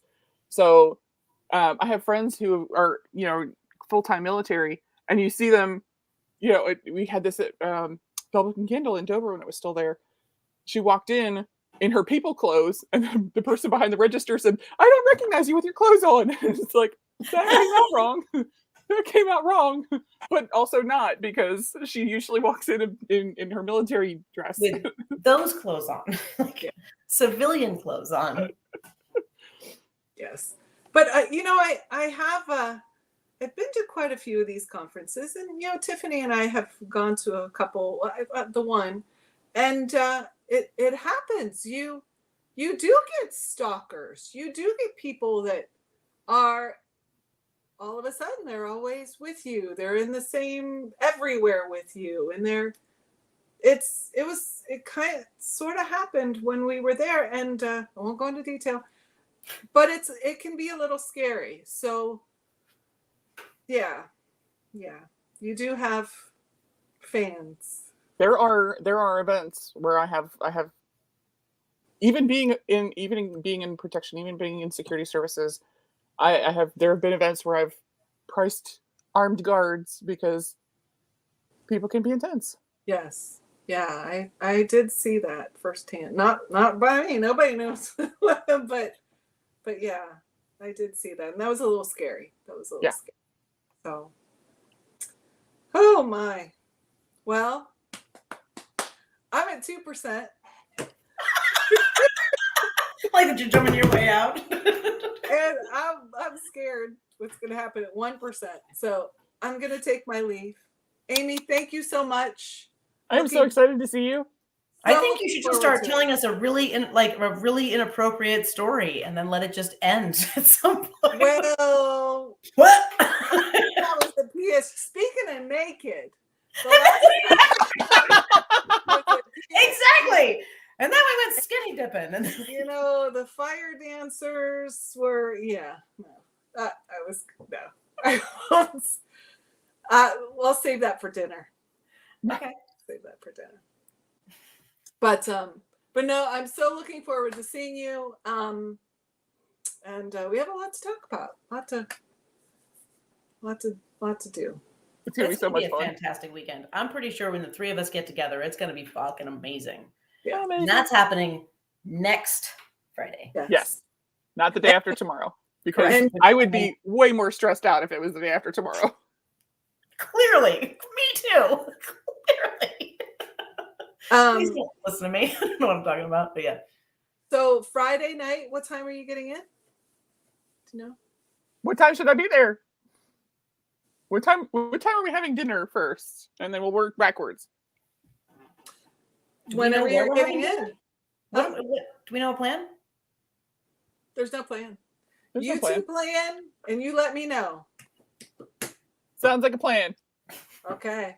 Tiffany, I'll see you tomorrow. Toni, I'll see you tomorrow. Thank you for being on the show. This was really fun. It was good to see you, friend. Thank you for having me. Thank you. Nobody ever invites me out. Jesus Christ. I never get invited. Well, we love you. Other people suck. Fuck them.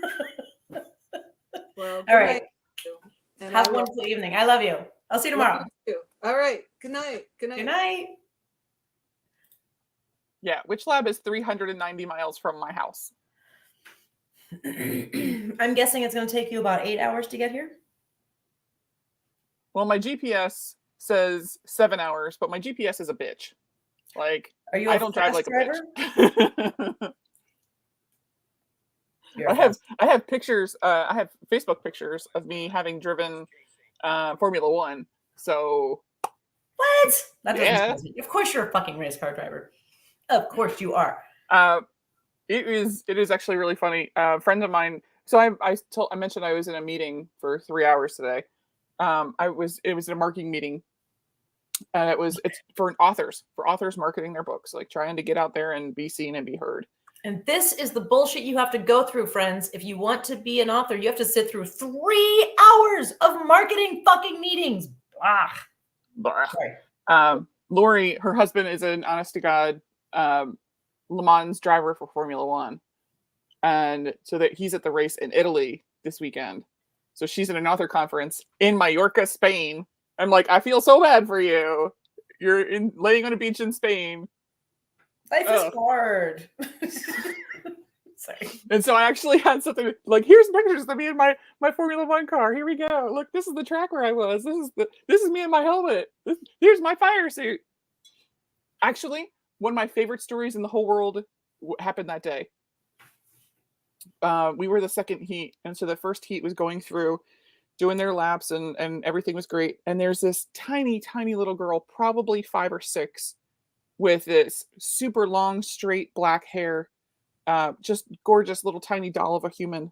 And she's watching, and the race finishes, and her dad comes off the track, and he scoops her up, and she gives her a big hug, and it was so cute. But as we're standing there and she's watching the race, I'm getting into my fire suit and I've got my helmet, and her eyes get real big, and she says, "Are you going out there? Are you driving?" "Yeah, sweetie, my race is up next right after, your people are done, and I'm next." Girls can do that? Oh my God, princess. She looked at me like I was Wonder Woman. I love you. I love you. I love you so much. Inspire little girls. Amy, yes. Oh, look, yes. Baby, you can do anything you want. That's so awesome. Yeah. It was the best. That feeling is just you can't buy that. No. Little kids are the most honest they will ever be when they're that age, and it's just there's no artifice. There's no anything. It's just like I don't know enough to lie yet. So it's like, but you opened her eyes up to something she didn't realize because she had not seen an example of that thus far. Yeah. She thought you were just hanging out. She didn't know what you were there for. She thought that was the level that women did, was just to sit and hang and watch out. But yeah. what? Turns out you can do whatever the fuck you want. I'm going to change my Facebook profile picture so you can see me in my race car. Yes, please. It's even green. It's even green.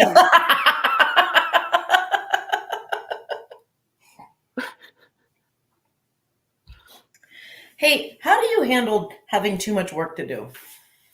It's incredible. What do you do? What's your downtime look like? I don't have any. No, that is not what you should be telling little girls. Okay, you just went from the best to the worst. No. But seriously, because I am struggling currently with having too much to do and figuring out how to have downtime. What do you do? I look to you. I look to you, Amy Blackthorn, for wellness and advice. Seriously, what's delegate. You can ask for help. I'm in therapy. You know how much money I spent to be able to ask for help. It's probably one of the hardest things I've ever done, and I've done surgery on myself. Asking for help, not easy. Yeah, but but what if it's only work you can do? Like, what if and is that a thing? Am I just making myself seem self-important because I'm like, oh, nobody else can do? But it's like literally like questions only I can answer, or like, I feel like it's too much work to ask somebody else to take on. Like, this is unrealistic. But also, is that unfair? Because then I'm not giving people the opportunity to grow. Your own nose. I just pooped your nose too. Things that only you can do exist, but I don't think you're giving other people enough credit. Also, you're trying too hard to protect them from the things that you are experiencing, which is great. But the neat thing about people is that we're stressed out by different stuff. So the things that are stressing you out could be the cat in the hat for somebody else. Right. They don't have the emotional attachment to it that you do. So it doesn't carry the same weight for them that it does for you. That's really good advice. Like, it's my job. This bitch is going to be here next weekend, by the way, in case anybody didn't hear that. So if you have questions for her like this, bring them. If you will be about, how your life's going, bring them. I don't know. Problem solving is what I do. I hope so, because I just put that out there. It's funny. In when I was writing Protection Magic, I wrote a sentence that I was like, if no one believes you, I'll believe you. Like, tell me, I will believe you. And a friend of mine is like, are you sure you want to leave that sentence in your book? Because they will. I'm like, you are absolutely right. That's a lot of responsibility to put on myself. Mm-hmm. And I'll have to think about it. And I did. So you left it in or you took it out? I modified it. I definitely left in the part about I believe you. Yes. Because that is one of the hardest things to say and one of the most needed things that people need to hear. For sure. For sure. Because I think that's the reason so many people don't communicate, they don't share, they don't open up, they just suffer silently because they think that no one will understand, no one will believe, no one will hear, no one will see my side. Yeah. And that kills people. Kills people. It literally kills people. So yeah, being but but leaving yourself open to just saying to everyone that I believe you is also scary, because there's a lot of crazy, opportunistic, scary shit out there. Yeah. We actually have a comment. Lindy says, "I appreciate the transparency." It can be really scary. When someone, I'm at at Sacred Space, I'm in a conference, I'm in the hallway walking between class A and class B, and someone needs to tell you about whatever awful thing happened to them, because they know who you are from your books, and they need to tell someone. They need to have the safety of being able to tell someone. And somebody who has dealt with other things and put it out there publicly, they feel like you are a safe place to land. Yeah.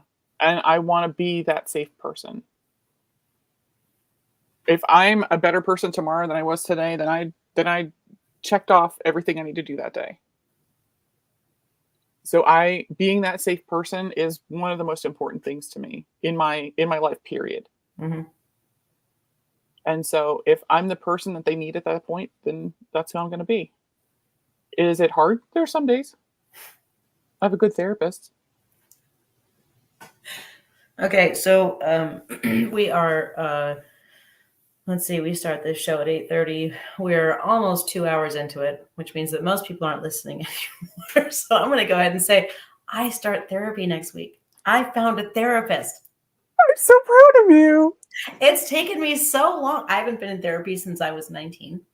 And it's taken me a long time to, one, recognize that I can't handle everything by myself. Mm-hmm. And I don't like to unload on people, my friends, my boyfriend, my family. So I keep it all in. Most people, everyone in my life has no idea what my day looks like. But I've decided that it's finally time to do the thing. And so I went on there's a site called Psychology Today. Mm-hmm. That you can just punch in your location, and then you can find people that you can sort of browse through. So I got so excited. I found somebody that I was like, I think this person will be a match for me. And then I even called my insurance company. If anybody has ever called their insurance company, you know what a fucking nightmare this is. I called my insurance company, and they're in my network. Wonderful. That's how I found my therapist. I was like, show me the vibes, and I started scrolling, and I'm like, this beaming photo from the ether pulled, and I'm like, okay, this is who I need to be with. And she was in my network, and she's. So you went to Psychology Today as well? Yeah. That's amazing. Yeah. That's really cool. Yeah. The little synopsis that they tell you about themselves and what they do and how they do it. Absolutely 1,000% recommend it. Yeah. And it's nice because you get the feeling for like who are the Christians who are not going to understand my witchy problems, and if they listed that they deal with LGBTQIA plus issues, like they're friendly, right? They're safe, open-minded. Hopefully, I mean, chances are they're not weird Christians. So hopefully, and Christina says, "Adulting, yay! I need to do this." Yes, you do. I think that everybody should have somebody to talk to who's not part of their, personal network. Yeah. People say, oh, running is my therapy. No, bitch. Like, therapy is your therapy. Say that again?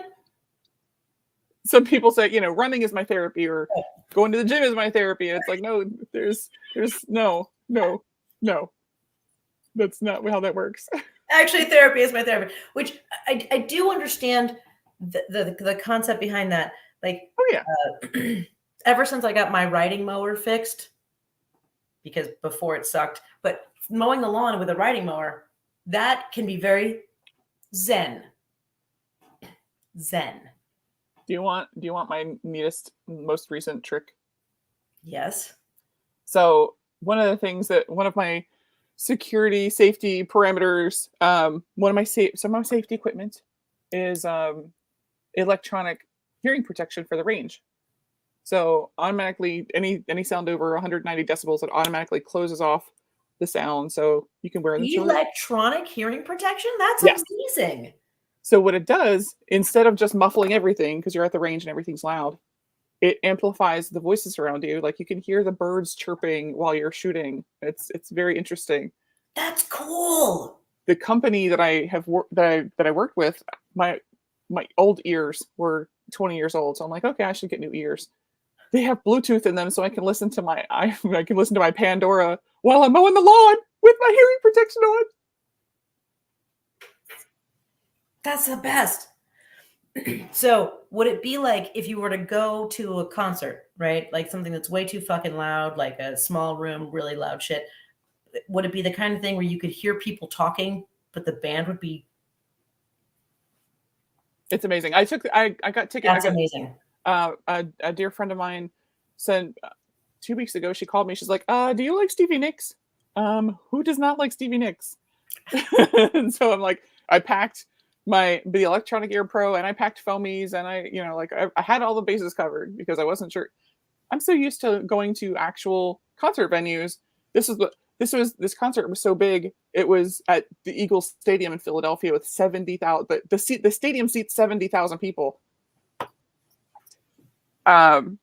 So I wasn't sure how loud this was or wasn't going to be. Sure. Yeah. So I packed all the range of hearing protection. You cannot get your hearing back once you lose it. That's not a thing. Right. So I'm loving the electronic hearing protection, and so I can have my jams and mow the lawn at the same time. Because that's that's awesome. That's beautiful. I usually just I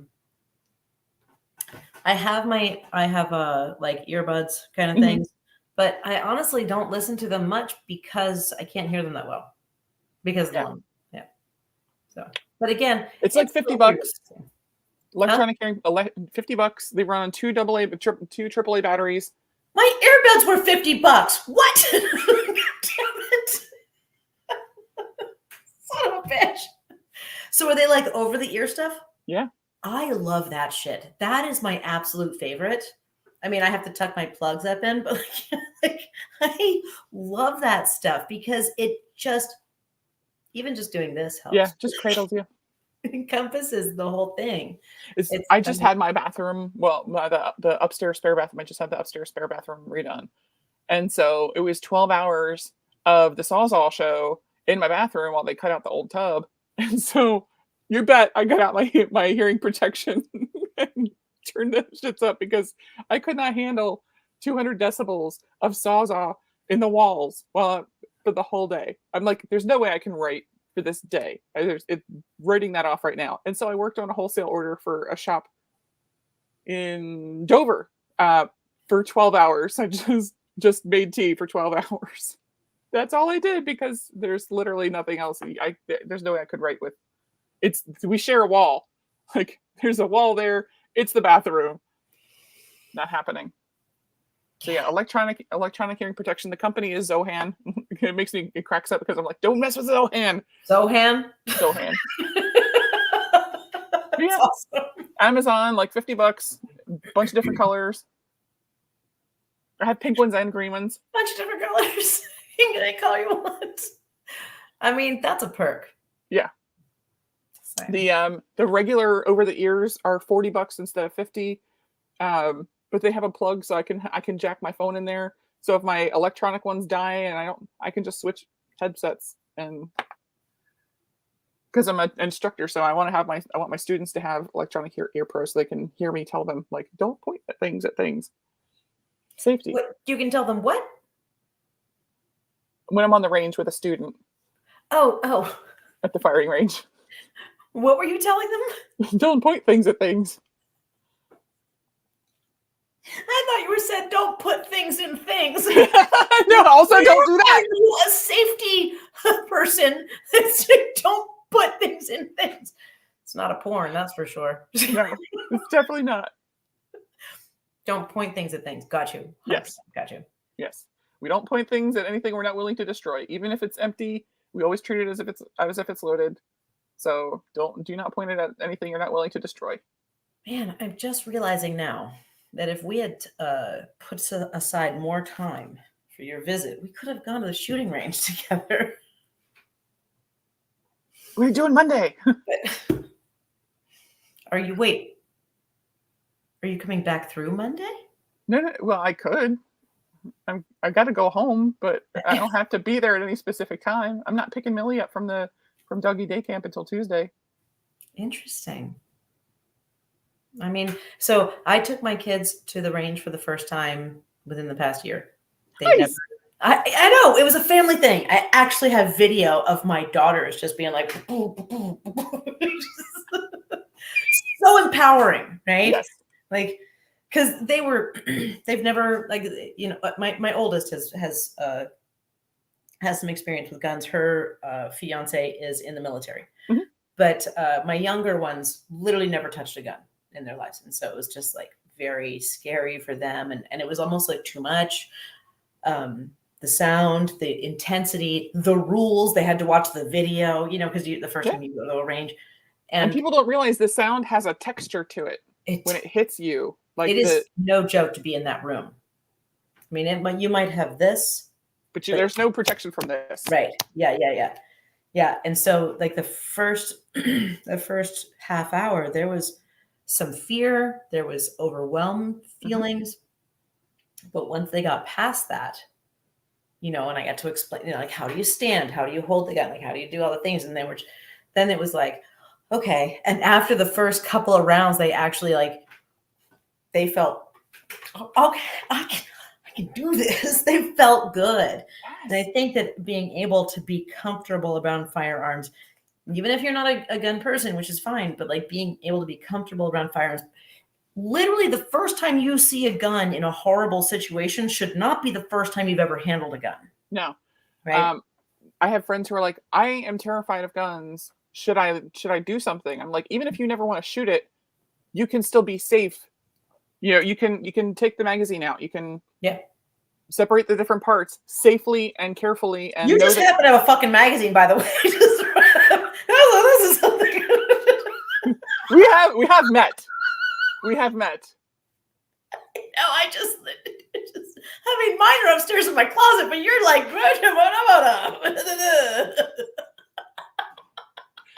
I might have to reload. You don't know.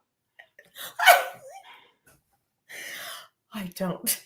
That's one of the reasons you're so captivating. I literally don't know. I don't know what you're doing. No, I don't know what you're doing after this. But like, it's still like, you know. Oh fuck. It's funny. I was watching. Like, just hold the magazine. That was amazing. I felt like such a nerd because I was watching an episode of Criminal Minds before I came up to get to work today, and one of the characters holds up a bullet. And I'm like, I know the manufacturer of that. I know the company that made that. It was so bad. So bad. You're telling me you feel shame about knowing something about firearms? Come on. I am proud that you know this. You should be proud. It's not a nerd thing. It is an interest-based research. I don't know. Yes. There we go. I know stuff about cool shit that I want to know shit about. Okay. It's all right. It's fine. It's funny. I did an interview during the week with a podcast that'll come out soonish. And it's funny because we wound up talking about one of the hosts is in Oklahoma, has recently moved from Baltimore to Oklahoma. And she's like, the witches here have guns. Did you know this? Is this like, was I the only one who didn't know? And I'm like, people, because we're from the Northeast where guns are verboten, you know, people are like that. Their only exposure to firearms is that bad people have them.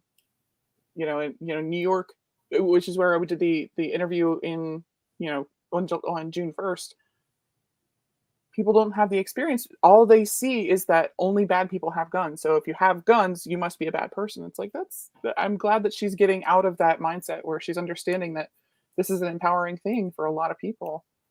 And especially people who are marginalized communities.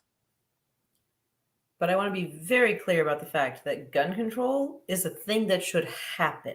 As in, we shouldn't have access to all of the fucking guns that we have. You should be able to have a gun in your house. You should be able to have guns in your house. You shouldn't be able to have fucking crazy guns in your house, especially if you have some kind of fucking record.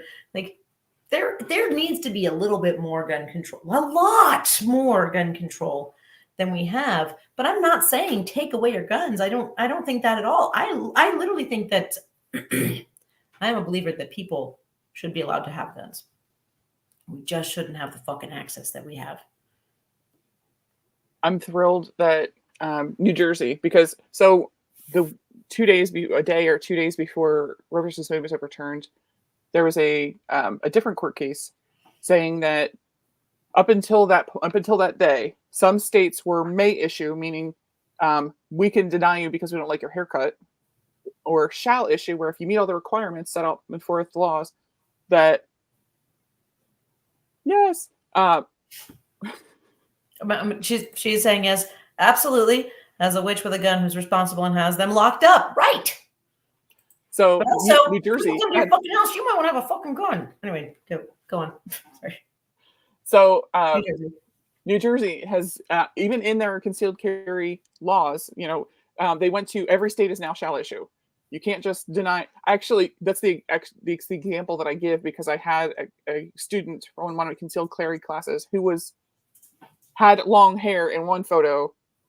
They returned the denied form with his original denied stamp still on it with a different haircut, and it got approved. Same exact guy, same exact form, denied stamp on it, better haircut. They approved him.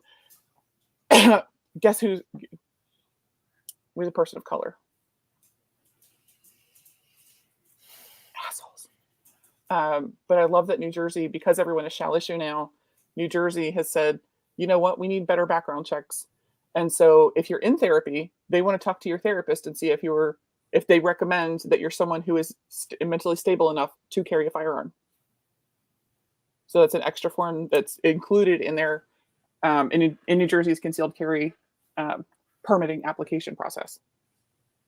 Right now, they're the only state that's doing it, but I'm thrilled that more states are talking about doing it. Well, New Jersey is rife with crazies, so I'll tell you that. Just kidding. I'm from New Jersey. I'm just kidding. I'm just kidding. But yes, I think that's fucking important, because God damn it, maybe we could have avoided some of the fucking shootings that we've had if maybe those people didn't have access to guns. If maybe somebody had said no, they shouldn't have a fucking gun. Not that to say that all those people are in therapy. Because but what if you don't have a therapist? Then who do they ask? Your mom? I don't know. I'm asking you. No. If you don't, then it's just considered not applicable, and they move on. So if you have a therapist, then they have to ask them? Yeah, that's weird. That seems like a reason you wouldn't want to go to therapy. I can hear that, but I don't know what it is. It's my dogs going crazy upstairs. Like, literally, I don't know what they're doing. I love it.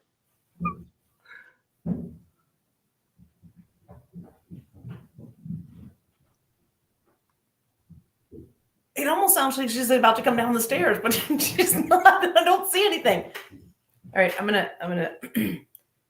gonna mute me just for a second so I can whistle to her.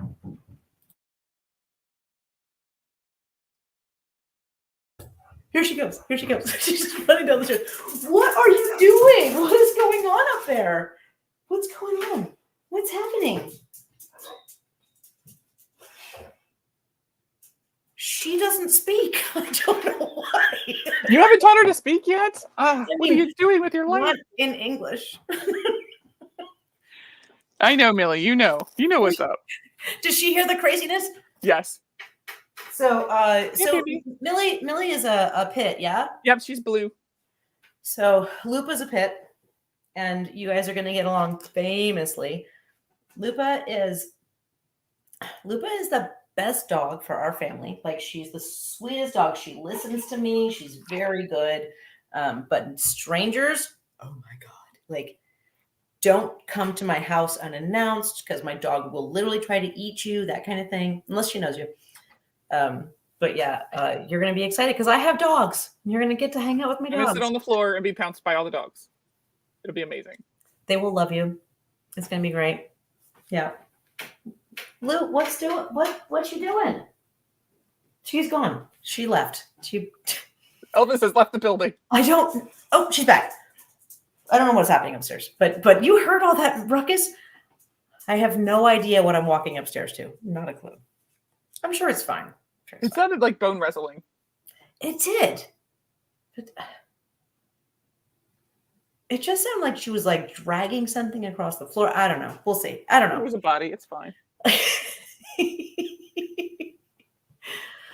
So what have you been doing in your free time lately? Come on, you have to have free time. I do have free time. I took a shooting class. I took some jewelry classes.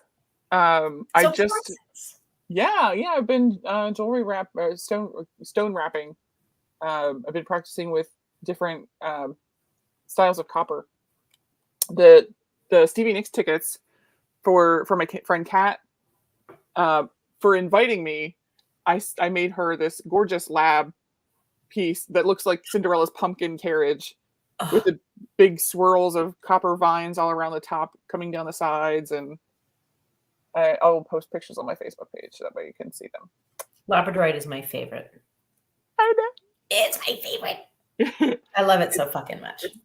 And now I'm just picturing some big, like, pumpkin-y, like... Yes, like the size of $2 silver dollars.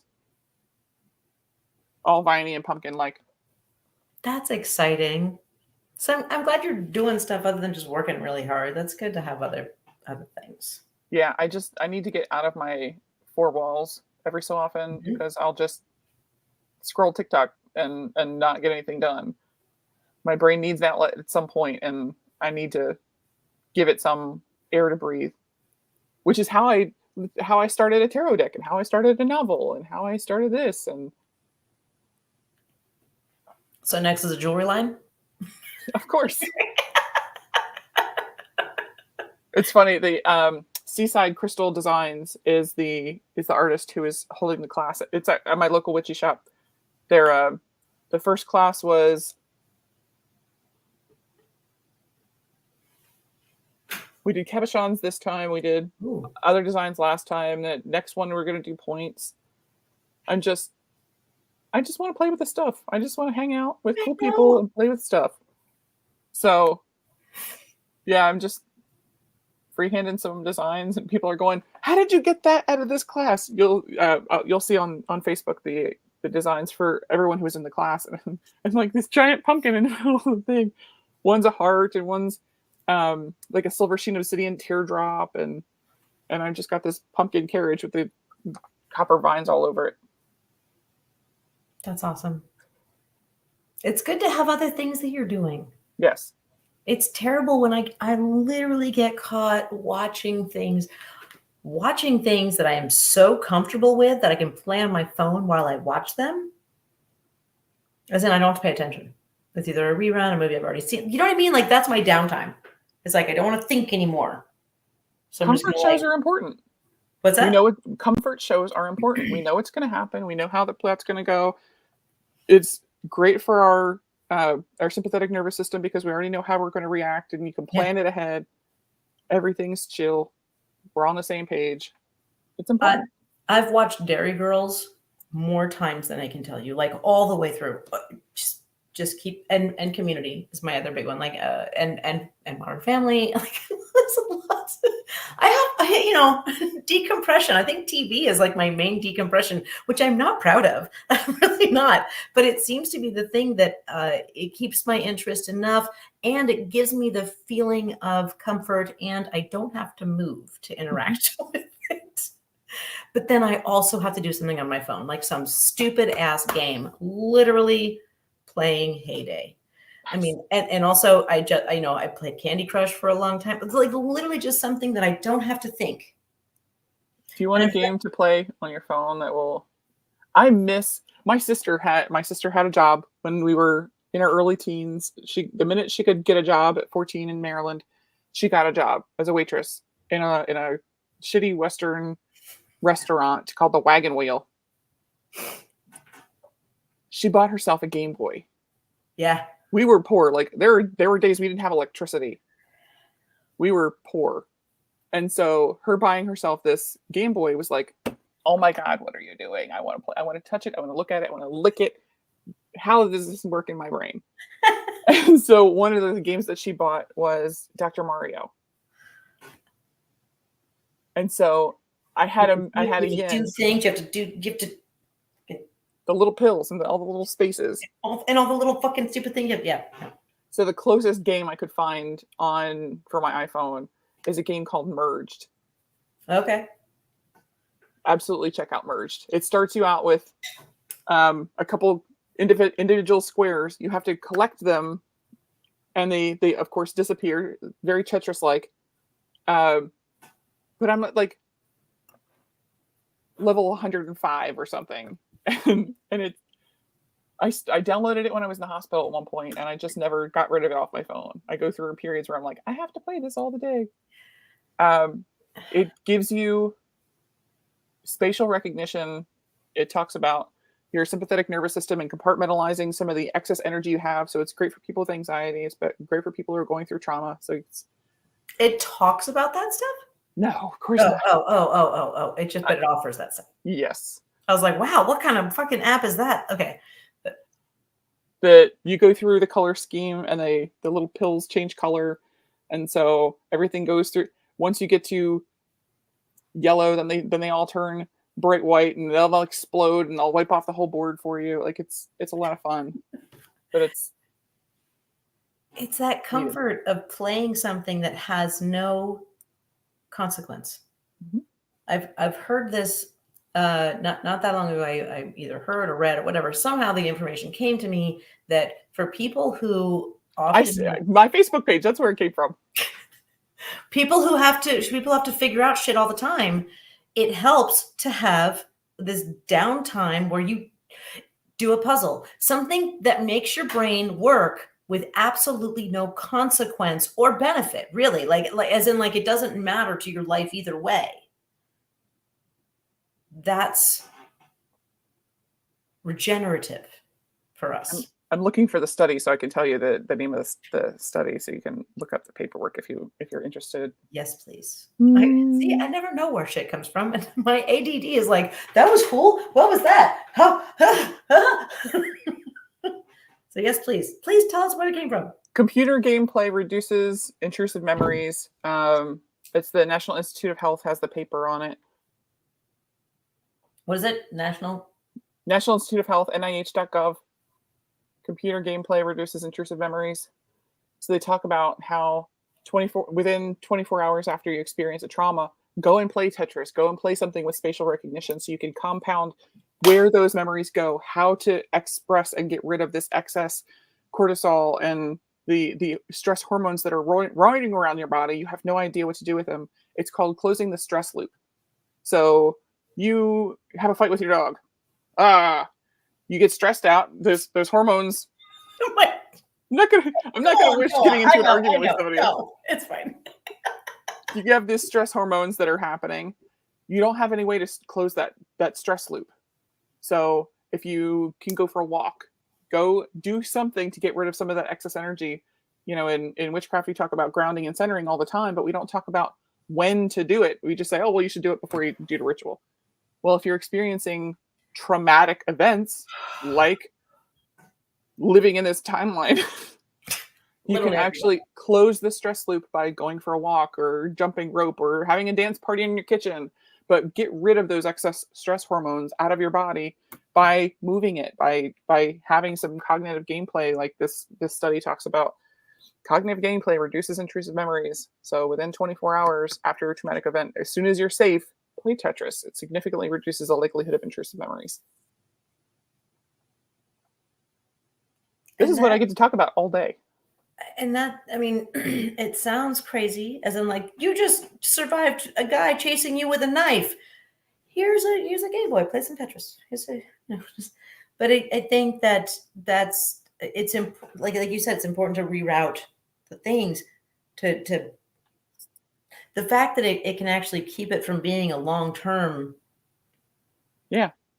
trauma or scar, or just to keep that fucking imprint from getting worse. Yeah, we talk about the people should read The Body Keeps the Score when we're overriding our somatic responses and the way our body is processing these things. You have to shut down your thinking memory so you can survive. It shuts down. The thinking part says, oh, can I get in trouble if I punch this dude in the face?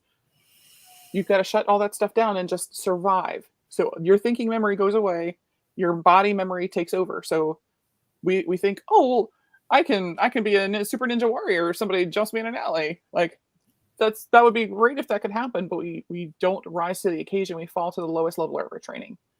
And so if your training is to sit on the couch and play Pictionary, that's the level where you're going to rise to in the event of violent altercation. So your body takes over. Your muscle memory is what you have to depend on, which is why martial arts, they have you do the same motions 300 million times because your body has to know what to do, because you won't be able to think about what you're doing when that happens. Your blood floods to your major organs and away from your fingertips and your toes for a couple different reasons. One, should you get a cut on your hand, it's not going to bleed. Your body's keeping all your blood in your vital organs in case something happens. But also so you can run away, or so you can fight, or so you can defend yourself. All of those things are important. But that means that you lose your dexterity, right? Which means, things that you have to practice with. When I was writing Blackthorn's protection magic, a number of people were like, I won't carry a gun, I carry a knife. They've literally never been taught how to fight with a knife. And what are you going to do with that knife? The fact that they think they carry it on their person is some magic talisman to keep them safe. No, you have to actually know what you're doing with that pumpkin.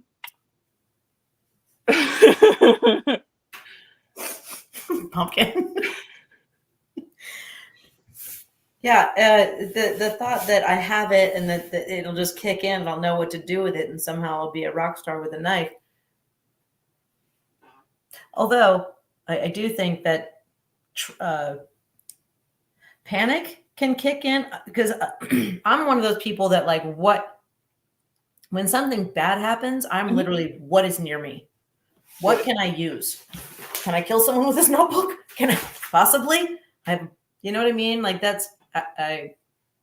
and I don't know that I would be able to do anything with a knife, but I would literally be able to. I literally, that's my thing, is like whatever I'm short, and my mom always said, short people throw things. Just whatever's close, you're just gonna fucking use whatever you've got. And so I've actually run through scenarios like while I'm in the shower. I know this is weird. No, this is absolutely what I tell people to do. What would I do? How could I use a shampoo bottle to fucking, hurt somebody? but that's because I don't always have a thing, but I'm always kind of ready. That is kind of ready to fight. But have the Rolodex of improvised scenarios in your brain. That's how you survive. Practicing in a low stress situation, improvising we're going to talk about this at the protection magic class on Saturday, but improvised weapons. I can't carry a gun on a plane, but I've got my laptop. I've got a pen. I can fuck some people up with a pen. I've seen Gross Point Blank. I'm shaking apple with a pen. Killed the president of Paraguay with a fork. Like that shit's real. But yeah, I think it has something to do with horror movies, right? Like watching people get out of situations, or watching situations where you're like, oh, in that situation, you should do this. Don't you realize that that thing is right next to you? Like, or you could just fucking, or they have eyeballs. They have eyeballs. You can take them out. You made a great point just there, and you didn't even know it. That's a real thing. What the first thing that happens as all the blood is rushing to your major organs to try and keep you safe, your vision constricts, and you're dead focused on whatever the most important part of the threat is. So we call it tunnel vision, because it's literally you're looking down a tube and I can only see this much of whatever the threat is. So people have been interviewed after a traumatic event and they say, oh, well, you almost got mugged. What did the guy look like? And they're like, I have no idea what the guy, he could have been an elephant. I couldn't tell you. All I could see was the barrel of the gun.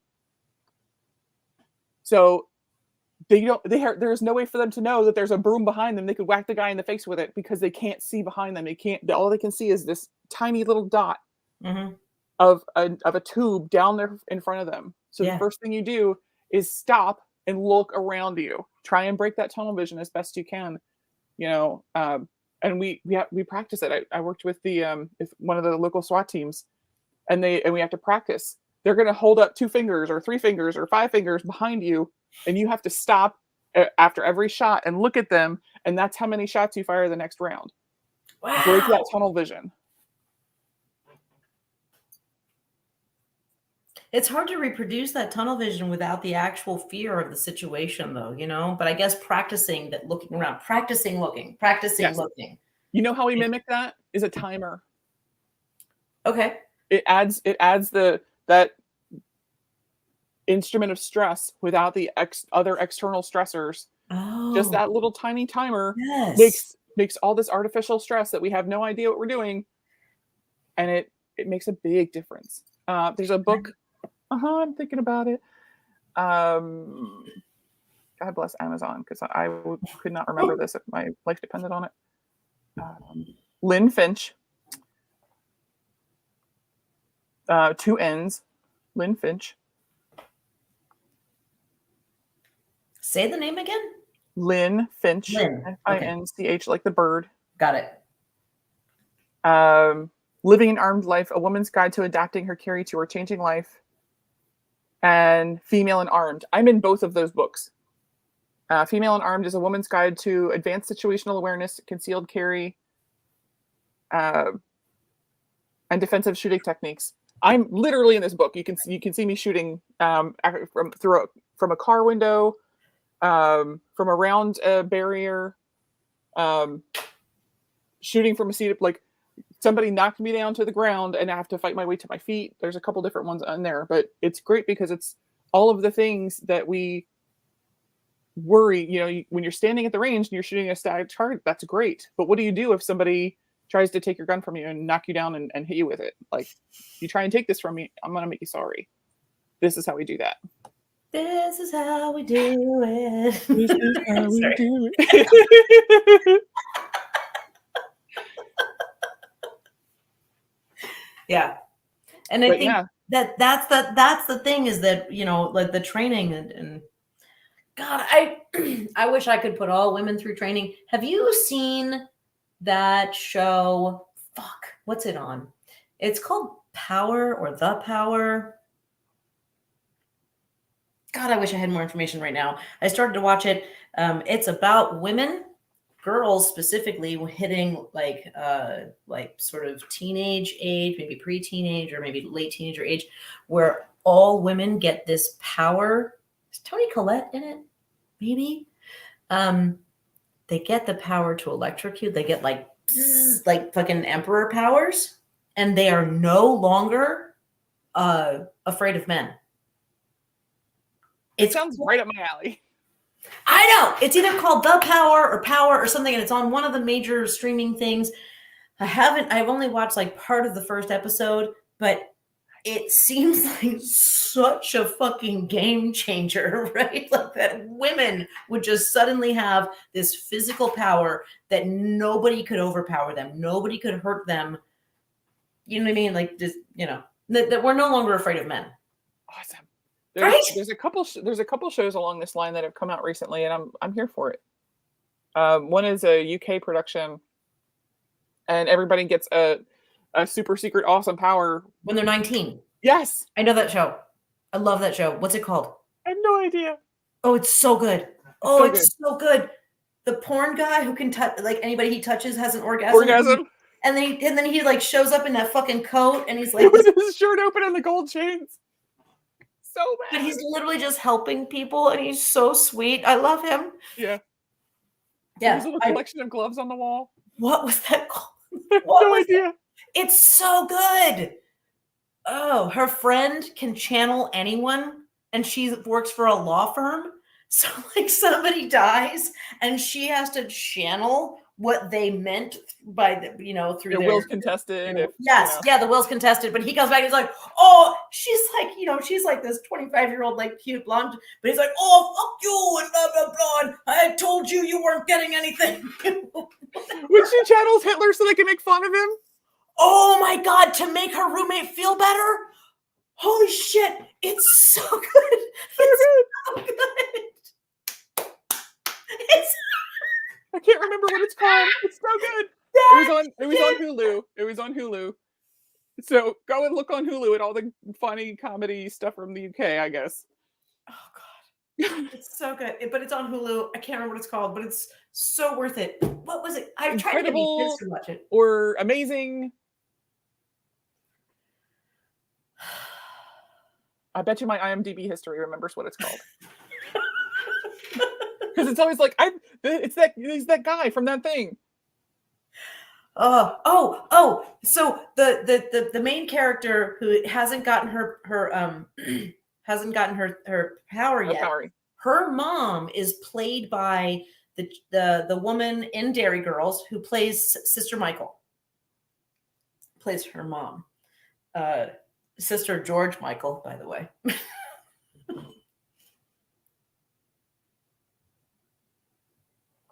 Oh God, what is it called?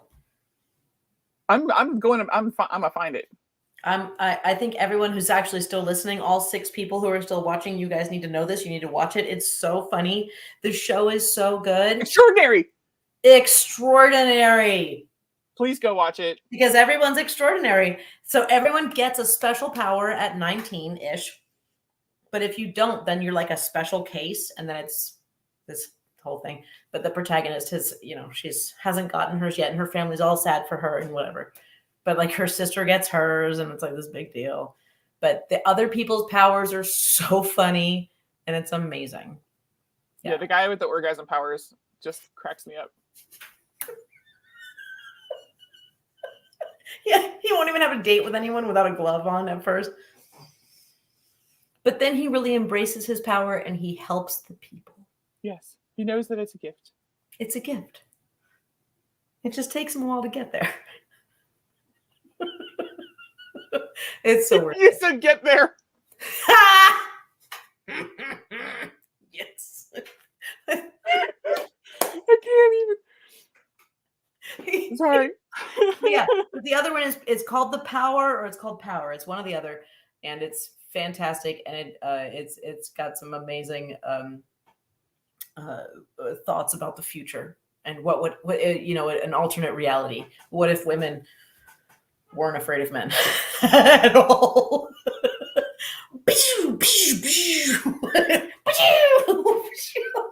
Fuck you. Dark alleys.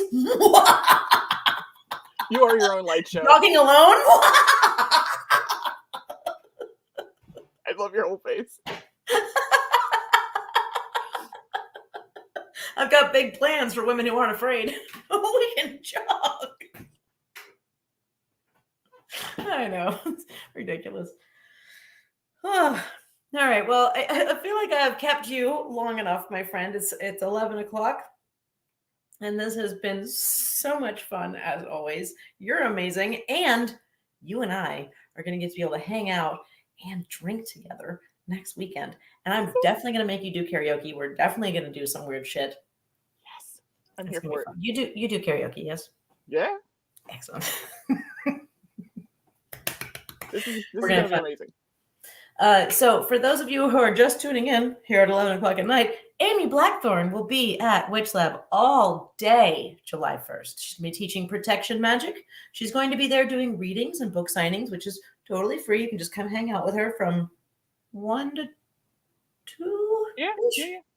I'll have tea to sell. And she will have Amy Blackthorn tea to sell. Please come by for that. And then we have the cocktail class, which is 6 to 8. That's going to be hilarious and probably end in karaoke for anyone who wants to come hang out. Yes, and part of your admission includes a cocktail, should you so desire. That's correct.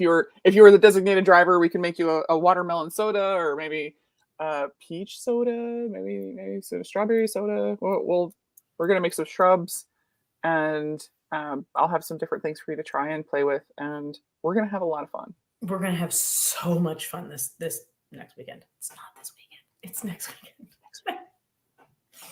I'll get my calendar straight eventually. But thank you for being here. Whoa.